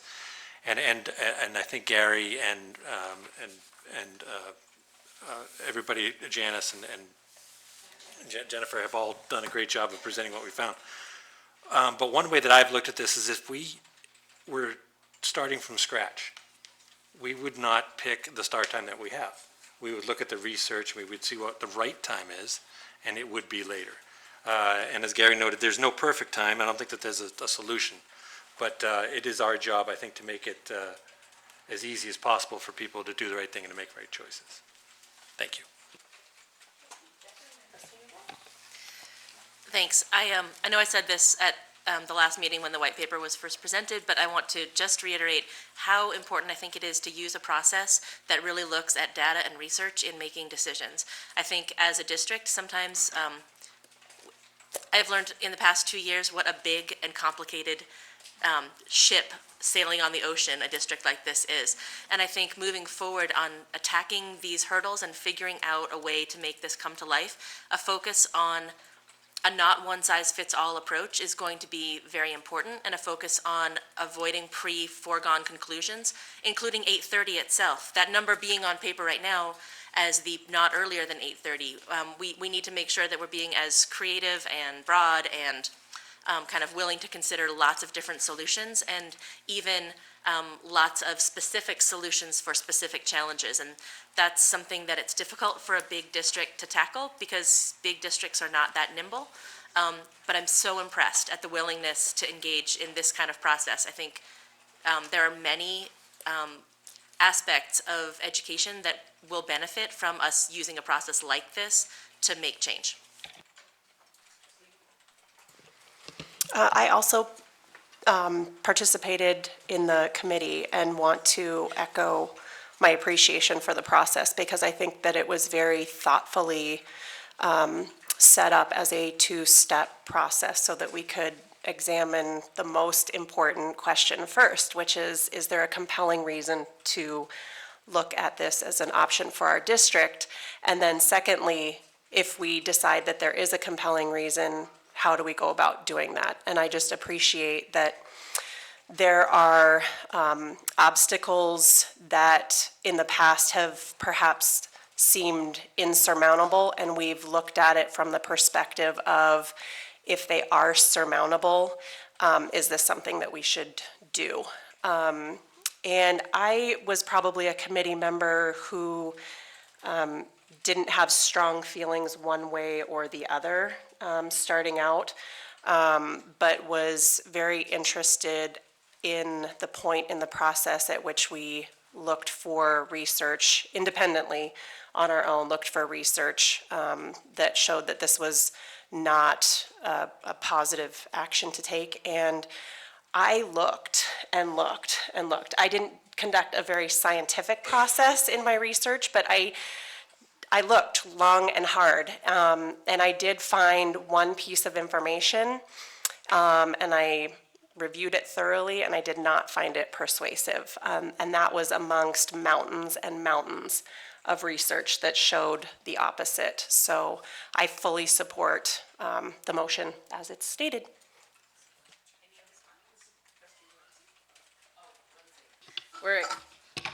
Can we ask questions of the administration at this point or not? Okay. If you need to before you make your comments, if you need to clarify something. So I guess there is a cost to everything. There was a cost to doing this process, dollar-wise plus staff time-wise. So can you tell us about what that cost was, and will the second half cost about the same? First, and I was going to save it for the public comment portion, I would just reference that we did have Ginny Tribe serve as a facilitator, and if you haven't had the opportunity to work with Ginny, she is masterful. And we knew that there were going to be divergent opinions represented, and we wanted somebody who came in as a neutral party to really make sure that we were true to process so that we could get to the best possible outcome. So the only expense that we had was retaining Ginny. And I don't remember off the top of my head what her consulting fee was, but I think it was in the neighborhood of $2,000 for the total contract. Moving forward, I expect there will be mostly administrative work that will happen in the background. I do anticipate one potential cost. We as a district, part of our bus contract a number of years ago, purchased some software, TransFinder, which helps us develop school bus routes. We have a 3-tiered transportation system that is complex, and I won't get into it now, but that's an obstacle we need to study. And one of the things that I think we will need ultimately to do is to consider bringing somebody from TransFinder on board for a couple days of consulting so that they can run a variety of permutations with regard to school bus routing so we can make the best and most informed decisions. Right now, conventional wisdom would say if you change only the high schools and you don't touch elementary and middle school, you'll need more buses, et cetera. I think we need to look at what are the possible alternatives, and can we identify alternatives that are less impactful and potentially less expensive. So all that information we'll put together and we'll bring back to you so that you as a body can help us make an informed decision. Did you have a comment then, Trustee Lorenzen? Okay. Any other discussion from board members? Seeing none, then this is the time for any public comment on this agenda item. So if you, once again, just come forward, and if you can state your name, and if you have an unusual spelling of your name, we'll take that spelling. And try to limit your comments to about 3 minutes. Sure. Hi, my name is Matt Rich. I'm an MCPS alum. A few of you recognize me. Hi, Gary.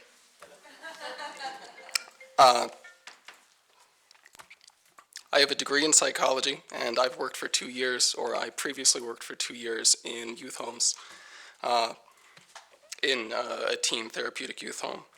Many of the kids that I worked with struggled with the sleep schedule that they were required to follow. They were wired at night, despite rigid rules about bedtimes, and our kids still battled to wake up in the morning. I had a similar experience as a teen at Sentinel High School. These kids struggled in school and in our program. An overwhelming amount of research shows that the brain and the teen simply work different, especially with regard to circadian rhythms. Research also shows that lack of sleep affects our day and that when you're deprived of sleep, you're effectively drunk.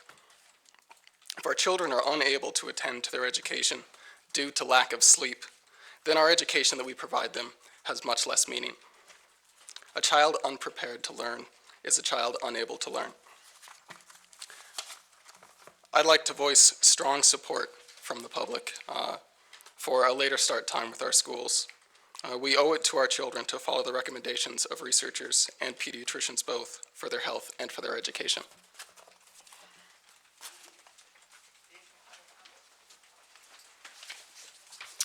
I'm glad to know you take public comment. I was not quite sure, so thank you. My name is Jenny Dixon. I am here as the chapter leader of Start School Later Missoula, which is a national organization representing all kinds of school districts around the country who are trying to make this change. And so thank you. Everybody did an amazing job presenting information. I'm only going to take a few minutes, mostly to give you a little bit of information about what I've been trying to do in the background to support the committee, Superintendent Thane, and ultimately you as a school board, wanting to work collaboratively and try to ensure success in this process, which I know it's going to take some work for sure. One of the things I did right around the time coinciding with the release of the white paper, and so as to not be premature, I waited until then to start a petition online.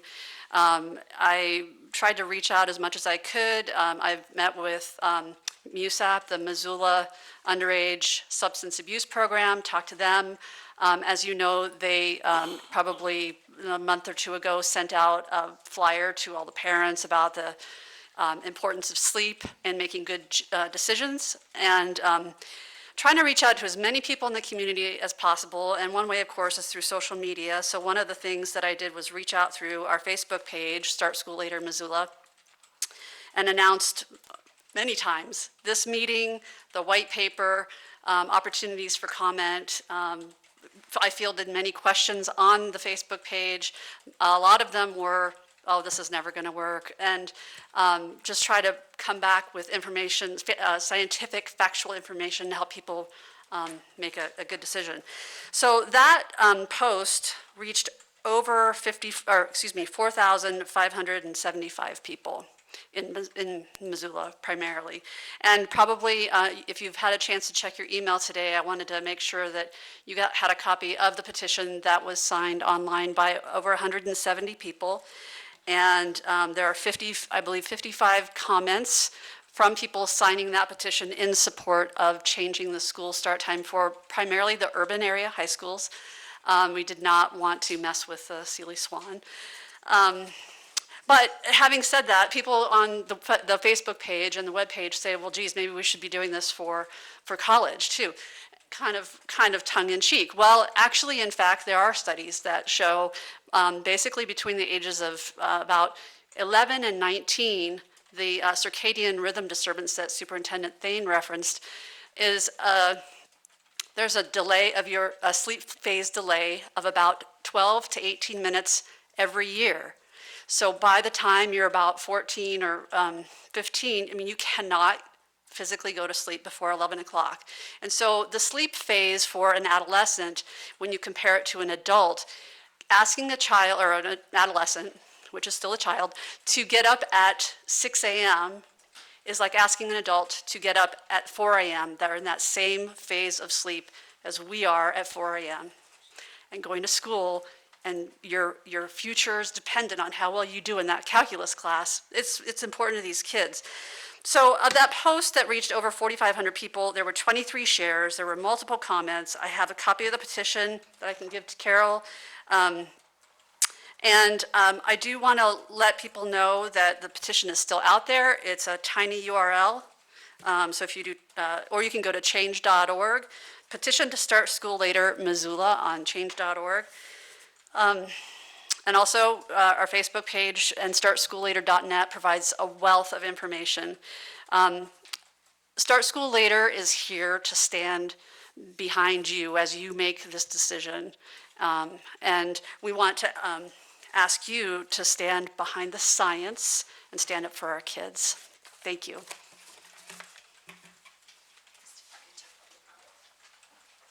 Hi, excuse me. I'm Julie Merritt. It's Merritt. And I want to reiterate all the thanks to the people who served on the committee, for the administration for bringing this important piece of decision-making forward. It is not, I'm sure, an easy topic to bring up. There's been lots of people taking pot shots at anyone who says this is a good idea. So I appreciate that, and I am really encouraged to hear all the talk about options and flexibility and choices, and I hope that moving forward, as we look at all those hurdles that have been addressed tonight, that we think about that. We have options, we have choices, and the cookie cutter isn't necessarily what we need at this point in time. We're a diverse community, and there are lots of people who can bring good ideas to the table, and so I'm really encouraged to see this discussion go forward, and I appreciate the motion and the really good discussion tonight. Thanks. Any additional public comment? Seeing none, then we have a seconded motion. So all trustees in favor of the motion, which is to direct the administration to proceed with the investigation into the logistics of implementing a later start time. Is that more or less the nature of the motion? Please indicate by raising your hand. And that is unanimous as to all trustees present. And thank you to the committee. Thank you to Superintendent Thane. Send our thanks to Ginny Tribe. Thanks for everyone who participated either informally or more formally in providing information. And thank you, Corbin, who's in his finals week at U of M, so thank you for being here as long as you could. And Superintendent Thane? And I would just again express my appreciation to the 24 committee members. We met from November through February. It was all volunteer time, and they couldn't have been more committed and more professional. And I just so appreciate their willingness to tackle a very important conversation. So I know you're here representing the entire group, but my thanks go out certainly to you as well as the remainder of the committee. Thanks. And now moving on, since we have still quite a number of things to address, we're moving on to new business, and 10A1 is, it looks like, I don't know if you're going to introduce Burley, your name's next to it. So Burley, take it away. Actually, I'm just going to take it away. Okay, you take it away. We're going to keep this short tonight, so we're not going to let Burley talk. For the Smart Schools 2020 report, I just want to acknowledge that in April we had a great opportunity with the board meeting in Sealy to see the additions, particularly the stage at Sealy Swan High School. It's remarkable to see these projects drawing toward a conclusion. And last week we had an opportunity for trustees and some members of the media to tour Franklin and Lowell, which are both designed by LaRue Page Warner.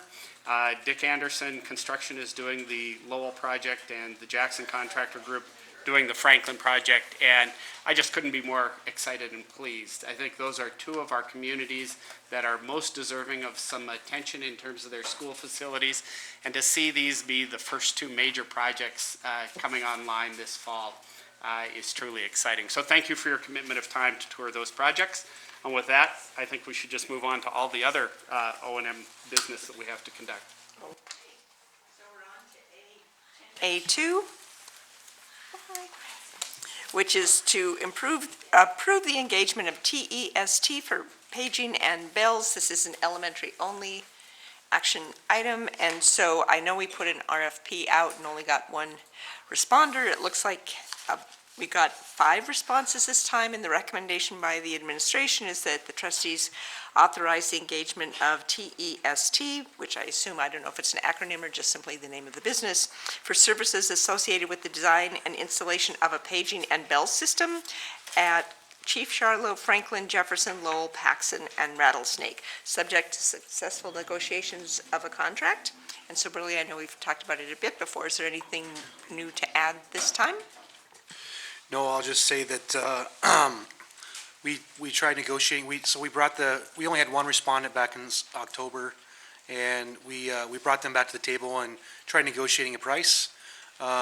we couldn't come to terms on that, so then we put it back out for an RFP, and we got some really great prices for the 6 schools that we felt was much cheaper than what we had before. So this is a big win that we were able to get for the district. Any questions for Burley before we hear a motion? Trustee Smith? Just real quick to clarify, Burley, the one firm that bid in October was not TEST, is that correct? That is correct.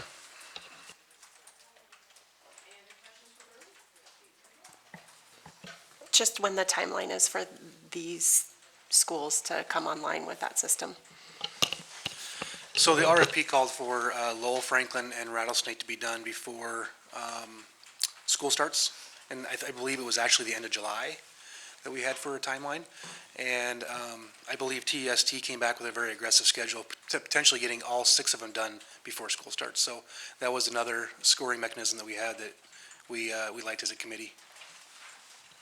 Any other questions? Is there a motion by an elementary trustee that that authorizes the administration to engage, or I guess authorizes the engagement of TEST for services associated with the design and installation of the paging and bell systems at the various schools we just described, subject to successful negotiations of a contract? Moved by trustee Smith and seconded by trustee Lorenzen. Is there any board discussion? Sounds like we saved some money. That's really good. So all elementary trustees in favor of the motion, any public comment on this? Seeing none, then all elementary trustees in favor of the motion on the table, please indicate by raising your hand. And that's unanimous as to all elementary trustees present. Then we move on to number 3, which is to improve the engagement of the general contractor, general manager selection for Willard Alternative High School, and the recommendation is that the trustees authorize the engagement of Sletton Construction to act as the GCCM for the Willard Alternative School construction and demolition project. And so we've had these on a pretty regular basis. There's been a very complex procedure that has followed the selection process for any of the architectural firms or the GMs. Anything unusual or different about this process, Burley? No, it's exactly the same, but I do want to thank the committee, which was Superintendent Thane, Pat McHugh, Julie Robitaille, and Principal Kevin Richland. So thanks for the time, as it is very time consuming. I'd also like to recognize Brad and Cody from Sletton. They're here today. Thanks for coming, and we're looking forward to working with them. And thanks for sitting through a very school board meeting. So any questions for Burley before I entertain a motion? So is there a motion to authorize the engagement of Sletton Construction to act as the general contractor, is it construction manager, for Willard Alternative School Construction and Demolition Project? Moved by trustee Waite. Is there a second? Seconded by trustee Lorenzen. Any board discussion? Any public comment? Other than to thank you for being here. So all trustees in favor of authorizing the engagement of Sletton Construction to be the GCCM for Willard, please indicate by raising your hand. And that's unanimous as to all trustees present. And then we move on to the same process for the engagement of the GCGMs for Russell Elementary School, so it's an elementary action item. And the recommendation is to engage Dick Anderson Construction to act as the GCCM for Russell Elementary School construction. Anything to point out, Burley, on this? Again, just want to thank the committee, which was trustee Lorenzen, Superintendent Thane, Pat McHugh, and Cindy Christensen, the principal. So again, thank you, and obviously I want to recognize Steve Miller from Dick Anderson Construction here as well. Thanks. And again, thanks for being here. So is there any other questions for Burley?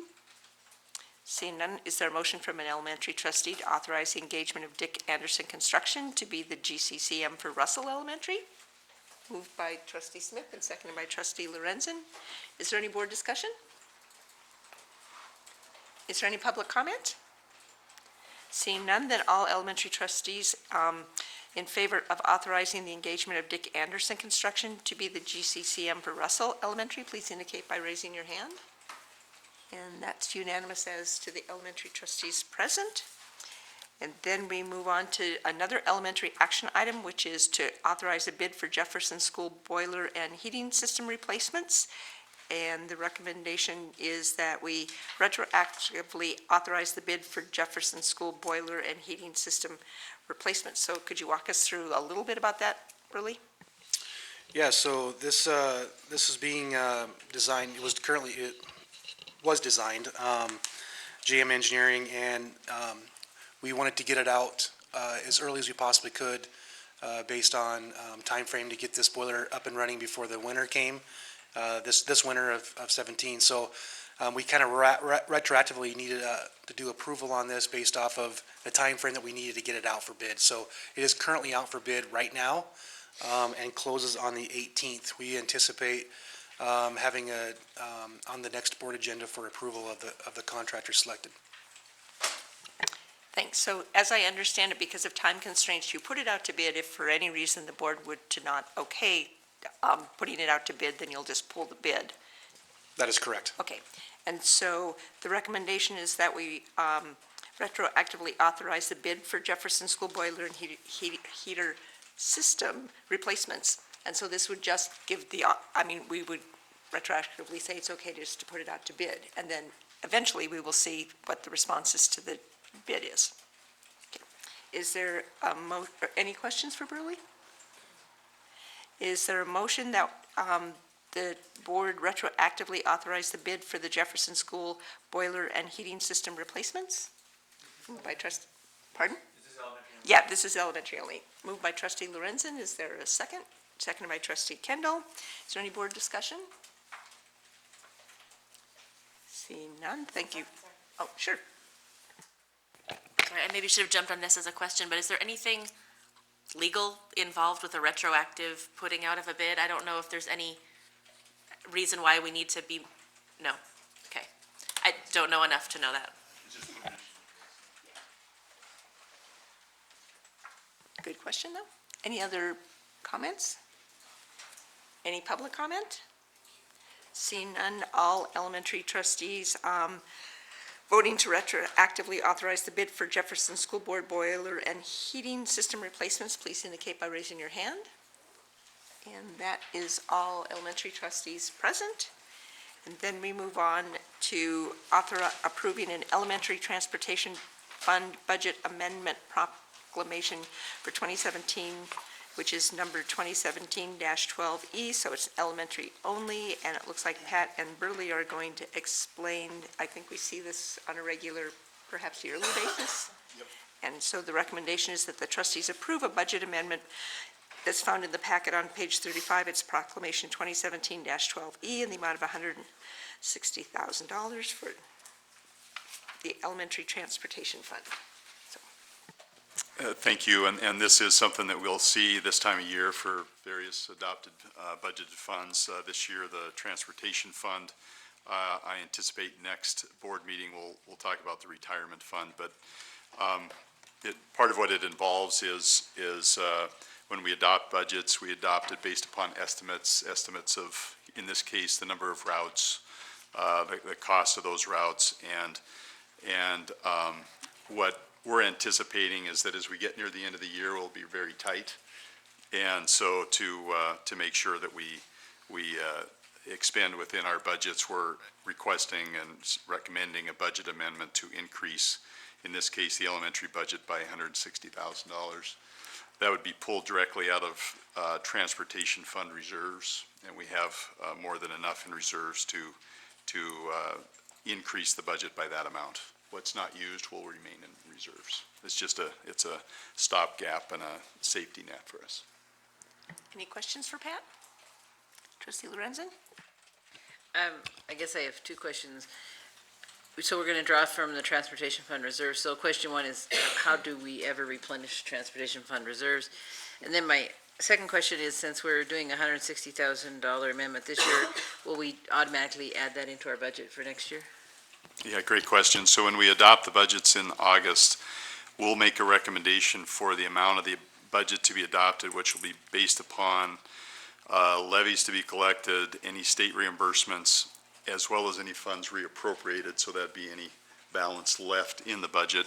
And then we would if necessary, recommend any buildup in reserves based at that point in time. So, and that'll be, that would be something we'd talk about in August when we adopt the budgets.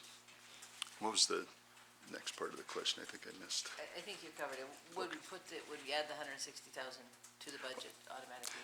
Yeah, so when we analyze the budget for next year, presuming those routes would be part of the permanent routes next year, then they would be included in the budget. Yeah, that's right. Trustee Decker? Is it possible that our transportation budget is actually going to need to be a little less next year because we're not going to be transporting as many kids from Lowell, for example? Those bus routes that are going out to Jumbo right now won't, I mean, those aren't super long routes, but they exist. And Franklin maybe a little bit the same because kids will be back in their neighborhood schools?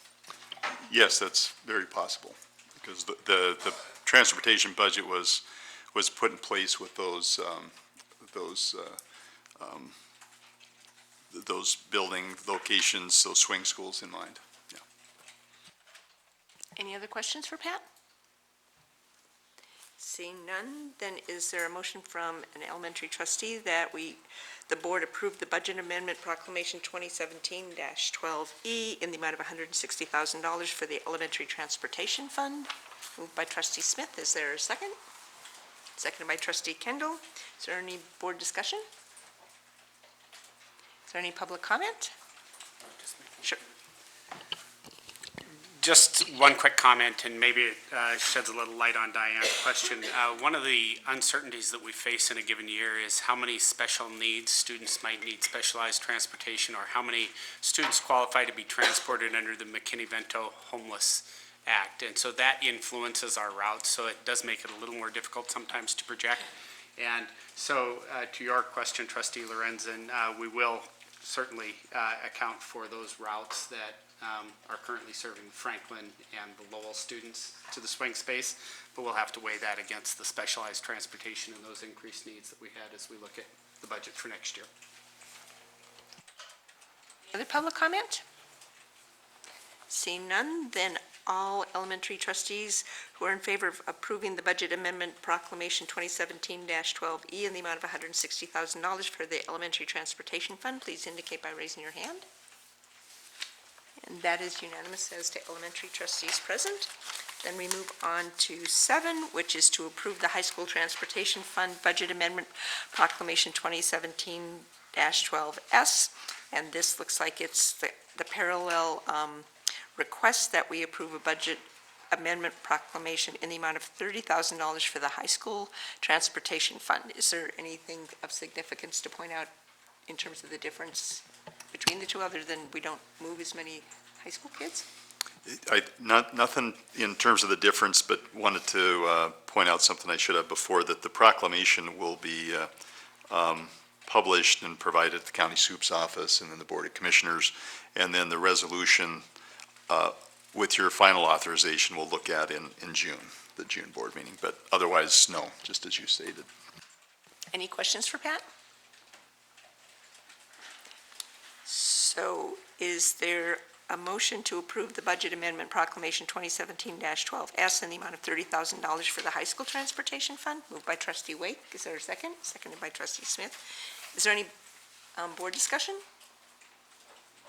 Seeing none, is there any public comment? Seeing none, then all trustees in favor of approving the budget amendment proclamation 2017-12S in the amount of $30,000 for the high school transportation fund, please indicate by raising your hand. And that is all trustees present. And then we move on to an interesting resolution, which takes up a lot of pages in our attachments to the agenda. And so the recommendation is that the trustees adopt the attached resolution 2017-10S, which authorizes the Director of Business and Operations or his designee to execute the quit-claim deeds acknowledging the terms of conveyance from the Army Corps of Engineers. And I think we've heard about this informally, but if you want to remind us what exactly this all entails. You bet. So this is good news, and it's good news really for the school district and for the VOAG program, who uses this property for their program and educational purposes.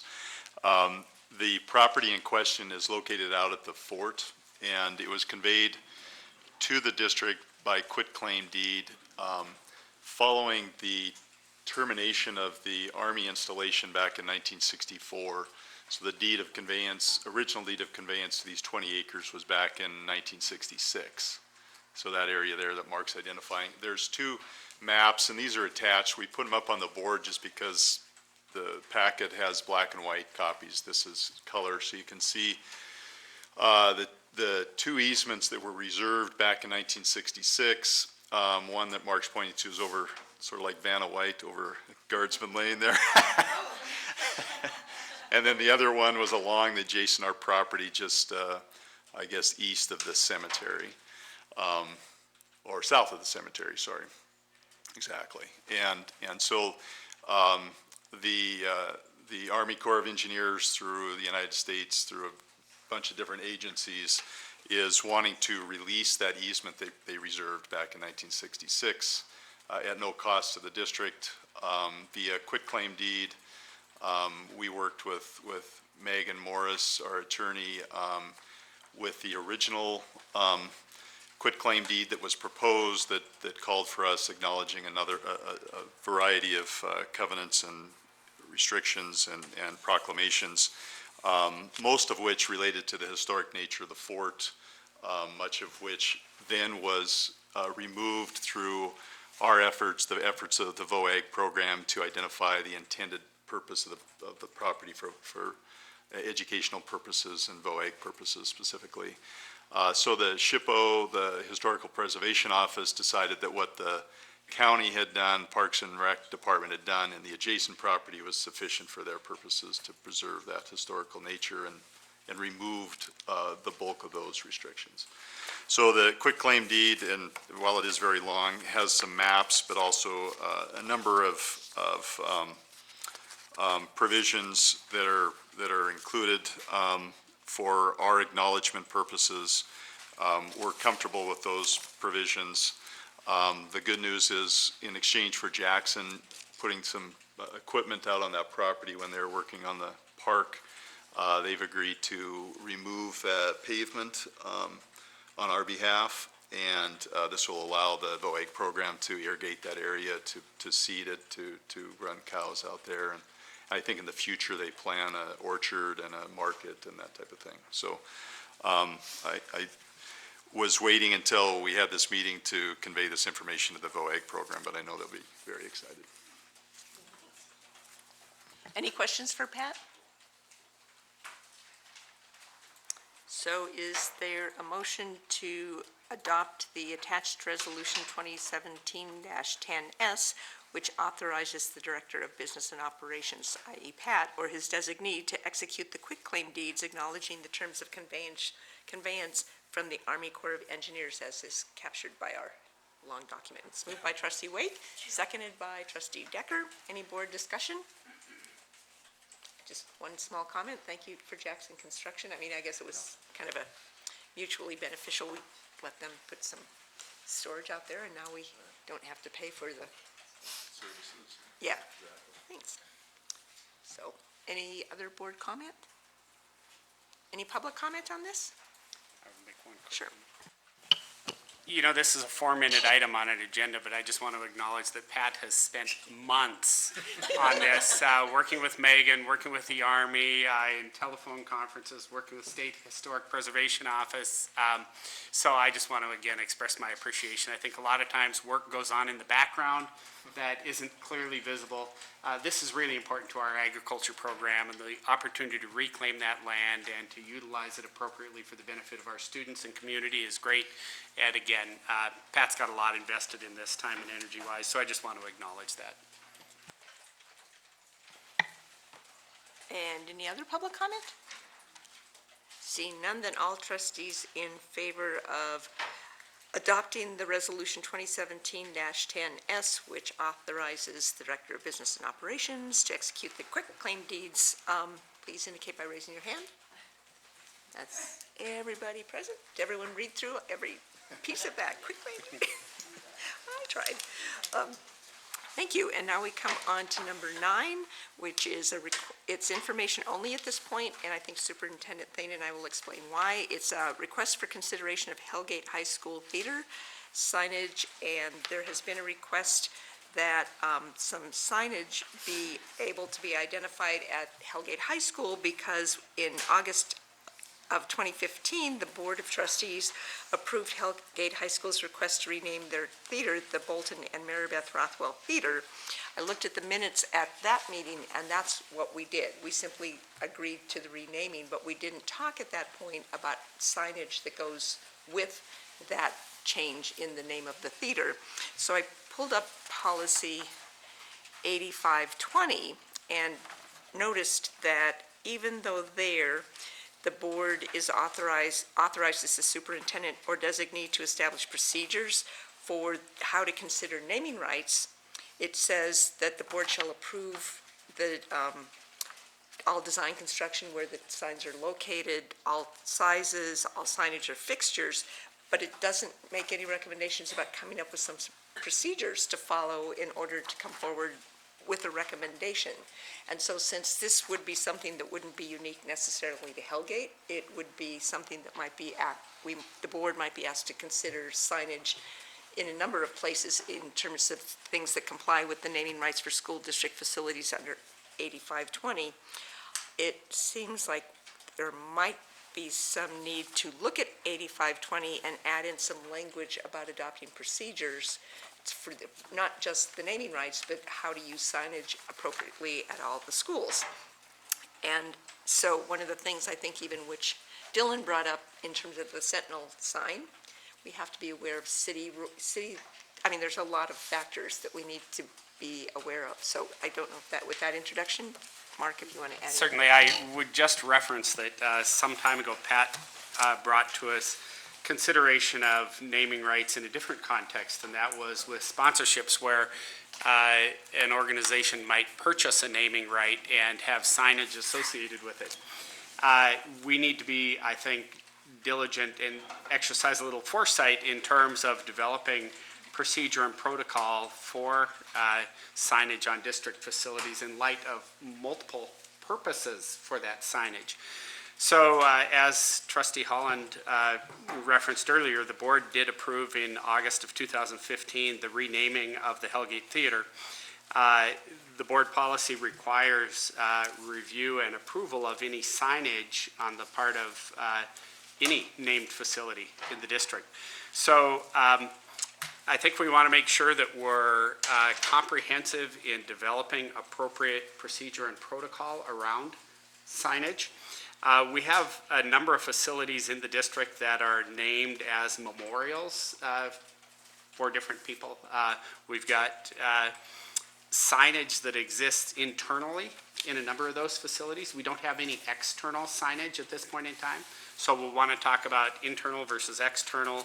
We'll want to talk about procedure and protocol if it's a commercial entity looking for a sponsorship versus if it's a memorial.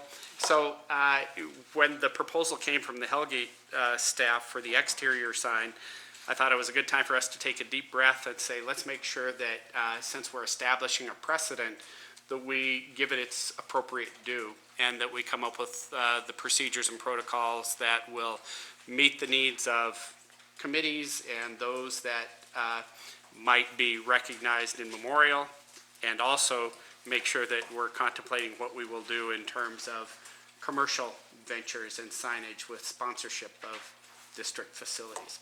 So I know there are members of the Hellgate community here, and Lee Brown, who was engaged in that process from the very start, and others who will likely want to speak to that tonight.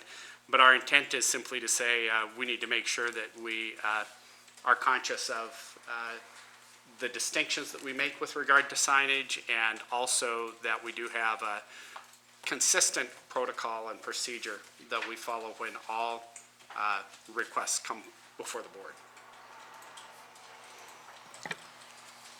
It is information only, but are there any questions for either me, just in terms of reviewing our policies and noticing some deficiencies in them that we probably can address over the summer when we're looking at other policies, or in terms of administration coming up with some procedures, which we've already authorized them to do in terms of the naming rights, just not the signage.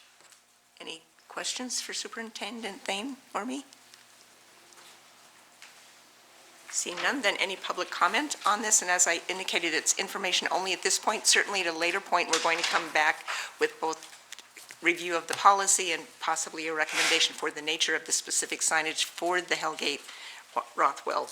But this is information only at this time, but we'd love to hear feedback anyway. Hi, my name's Lee Brown. I'm a retired teacher from Hellgate High School, Missoula County Public Schools. And yeah, I'm not sure how appropriate this is right now, but I've written some notes, so I'll share them with you.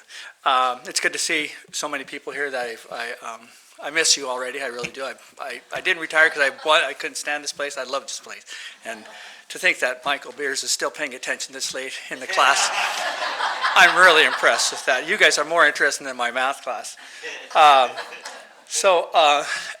I wanted to, let's see, I wanted to, a couple things.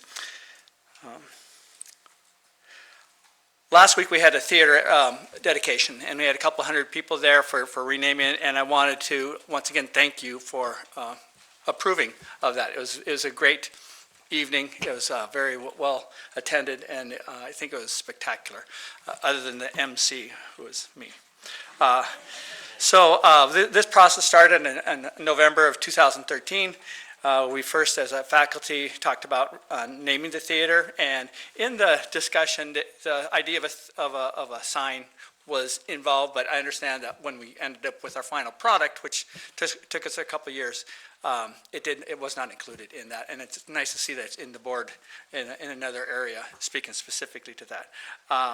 One of the things that we did with this design is we tried to include the students. The students actually designed this, and we're trying to build it at Hellgate High School, so we're giving both the students and the faculty the opportunity to be involved and make it very much their own.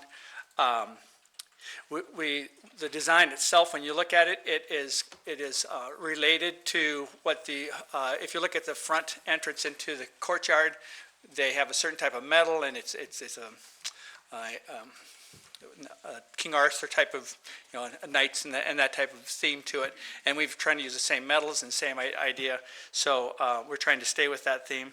Also, the sign outside above the door now it still says Hellgate Auditorium, and it actually is not Hellgate Auditorium anymore, so that was another part of another reason to take a look at this. And personally, if you look at the southern face of Hellgate High School, it's not the most attractive. It's really kind of plain and stuff like that, and I hope that this structure that we shared with you will enhance it. It'll also direct people to exactly where the theater is, and it tries to integrate all the different arts. And so I appreciate you taking consideration. I'll probably be back again when you make a decision on whether to go action or not. Thanks. Any other public comment? Hi, my name is Peggy Cordell. I'm also a retired Hellgate teacher. I left in June of 2014 to go teach internationally for a couple of years in South Africa. And when I returned, I said, what's the progress of the Rothwell Theater? And of course, institutions tend to move forward with glacial dispatch.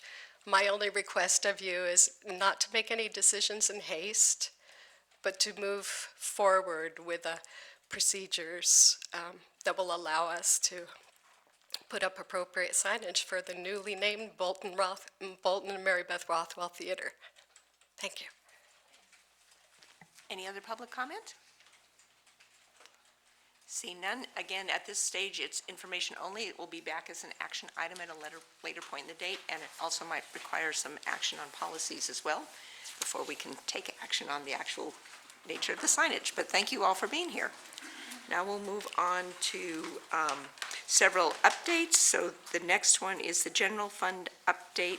On page 61 are some summaries of the general fund expenses for July 1st through March 31st, July 1st of last year through March 31st of this year. Anything you want to point out in particular, Pat? Just briefly, and on page 61, these are, as trustee Holland mentioned, expenditures year-to-date through March 31st. And page 61 is a summary of those expenditures, and it includes, for various categories, the percentage of the budget and the percentage expended. And you'll see that under total salaries and benefits, the elementary we're quite a ways from expending what's been allocated as the budget, and the reason there is that we'll end the year and we'll end the year with triple checks for our certified staff, and so we'll also have a number of expenditures roll out at the last quarter of the year for retirement termination pay through both retirement systems. So even though it looks like there's a ways to go, we'll close that gap pretty quickly between now and the end of the year. Otherwise, we're looking good through the end of the year and in both budgets. We'll look forward to the wind down of those expenditures. Any questions for Pat? Seeing none, any public comment? Then we move on to the Technology Fund update, and I'm not sure if it's Hatton and Russ speaking.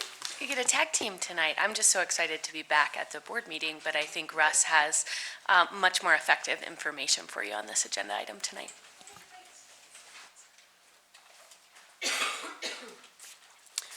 So not a whole lot to add from what's in the board packet. We're basically on pace to where we want to be this time of year. As you can tell, we roughly have about $500,000 left in the tech fund. The majority of that will go to device replacements, which we're currently ordering right now. That's going to be about $300,000 of that. We have about $100,000 out of that amount that will need to roll over, and that's the amount of money that we save year to year for schools that are on a low cycle, and next year they'll be, or the following year will be on a higher cycle. So this is how we ensure that we can continue to replace the number of devices that we currently have. And that should leave us with roughly $80,000 to $100,000 to either pick up some last minute things throughout the year, or hopefully roll most of that over into next year. Any questions for us? Thanks for being here. Any public comment? Seeing none, then we're on to the Building Reserve Fund update, and it's found on page 66. Again, it's information only, Burley. Anything to highlight or point out? Oh, sorry, transportation first, Burley, then you get to do Building Reserve. Thank you. Well, this will be the longest one. So as you look at page 65, it shows you, yeah, thanks, looked different. Kind of shows you what we expended year to date and what our budget was. You know, we spent 65% of the elementary and 62% of the secondary, and it doesn't look like this very much in regards to previous conversations we've had earlier tonight, but April and May are not, and June are not on here, and we'll cover pretty much all of that. So it's like Pat said earlier, it's going to be really tight, but we'll get through it with the approval of the resolutions. Any questions for Burley on Transportation Fund? Seeing any public comment? Seeing none, now we move to the Building Reserve Fund update on page 66. There's really nothing here that I need to point out that's kind of odd or anything like that, but I'd be happy to answer any questions if it's pretty self-explanatory, I think. Any questions for Burley on the various expenditures listed on 66 and 67? Seeing none, thank you for preparing this document. That's very, very helpful. Any public comment? Seeing none, then we move on to items under B, Personnel Negotiations and Policy. And so the first one is the Personnel Report, beginning on page 68. It's a bit of a big one this time because it's the end of the year and renewing contracts and things like that. It is a routine personnel report that it's routine in the sense that we see it every month. And so the recommendation is that we approve the items on the provided personnel report. We don't discuss particular individuals or get involved in any of the personnel during this time.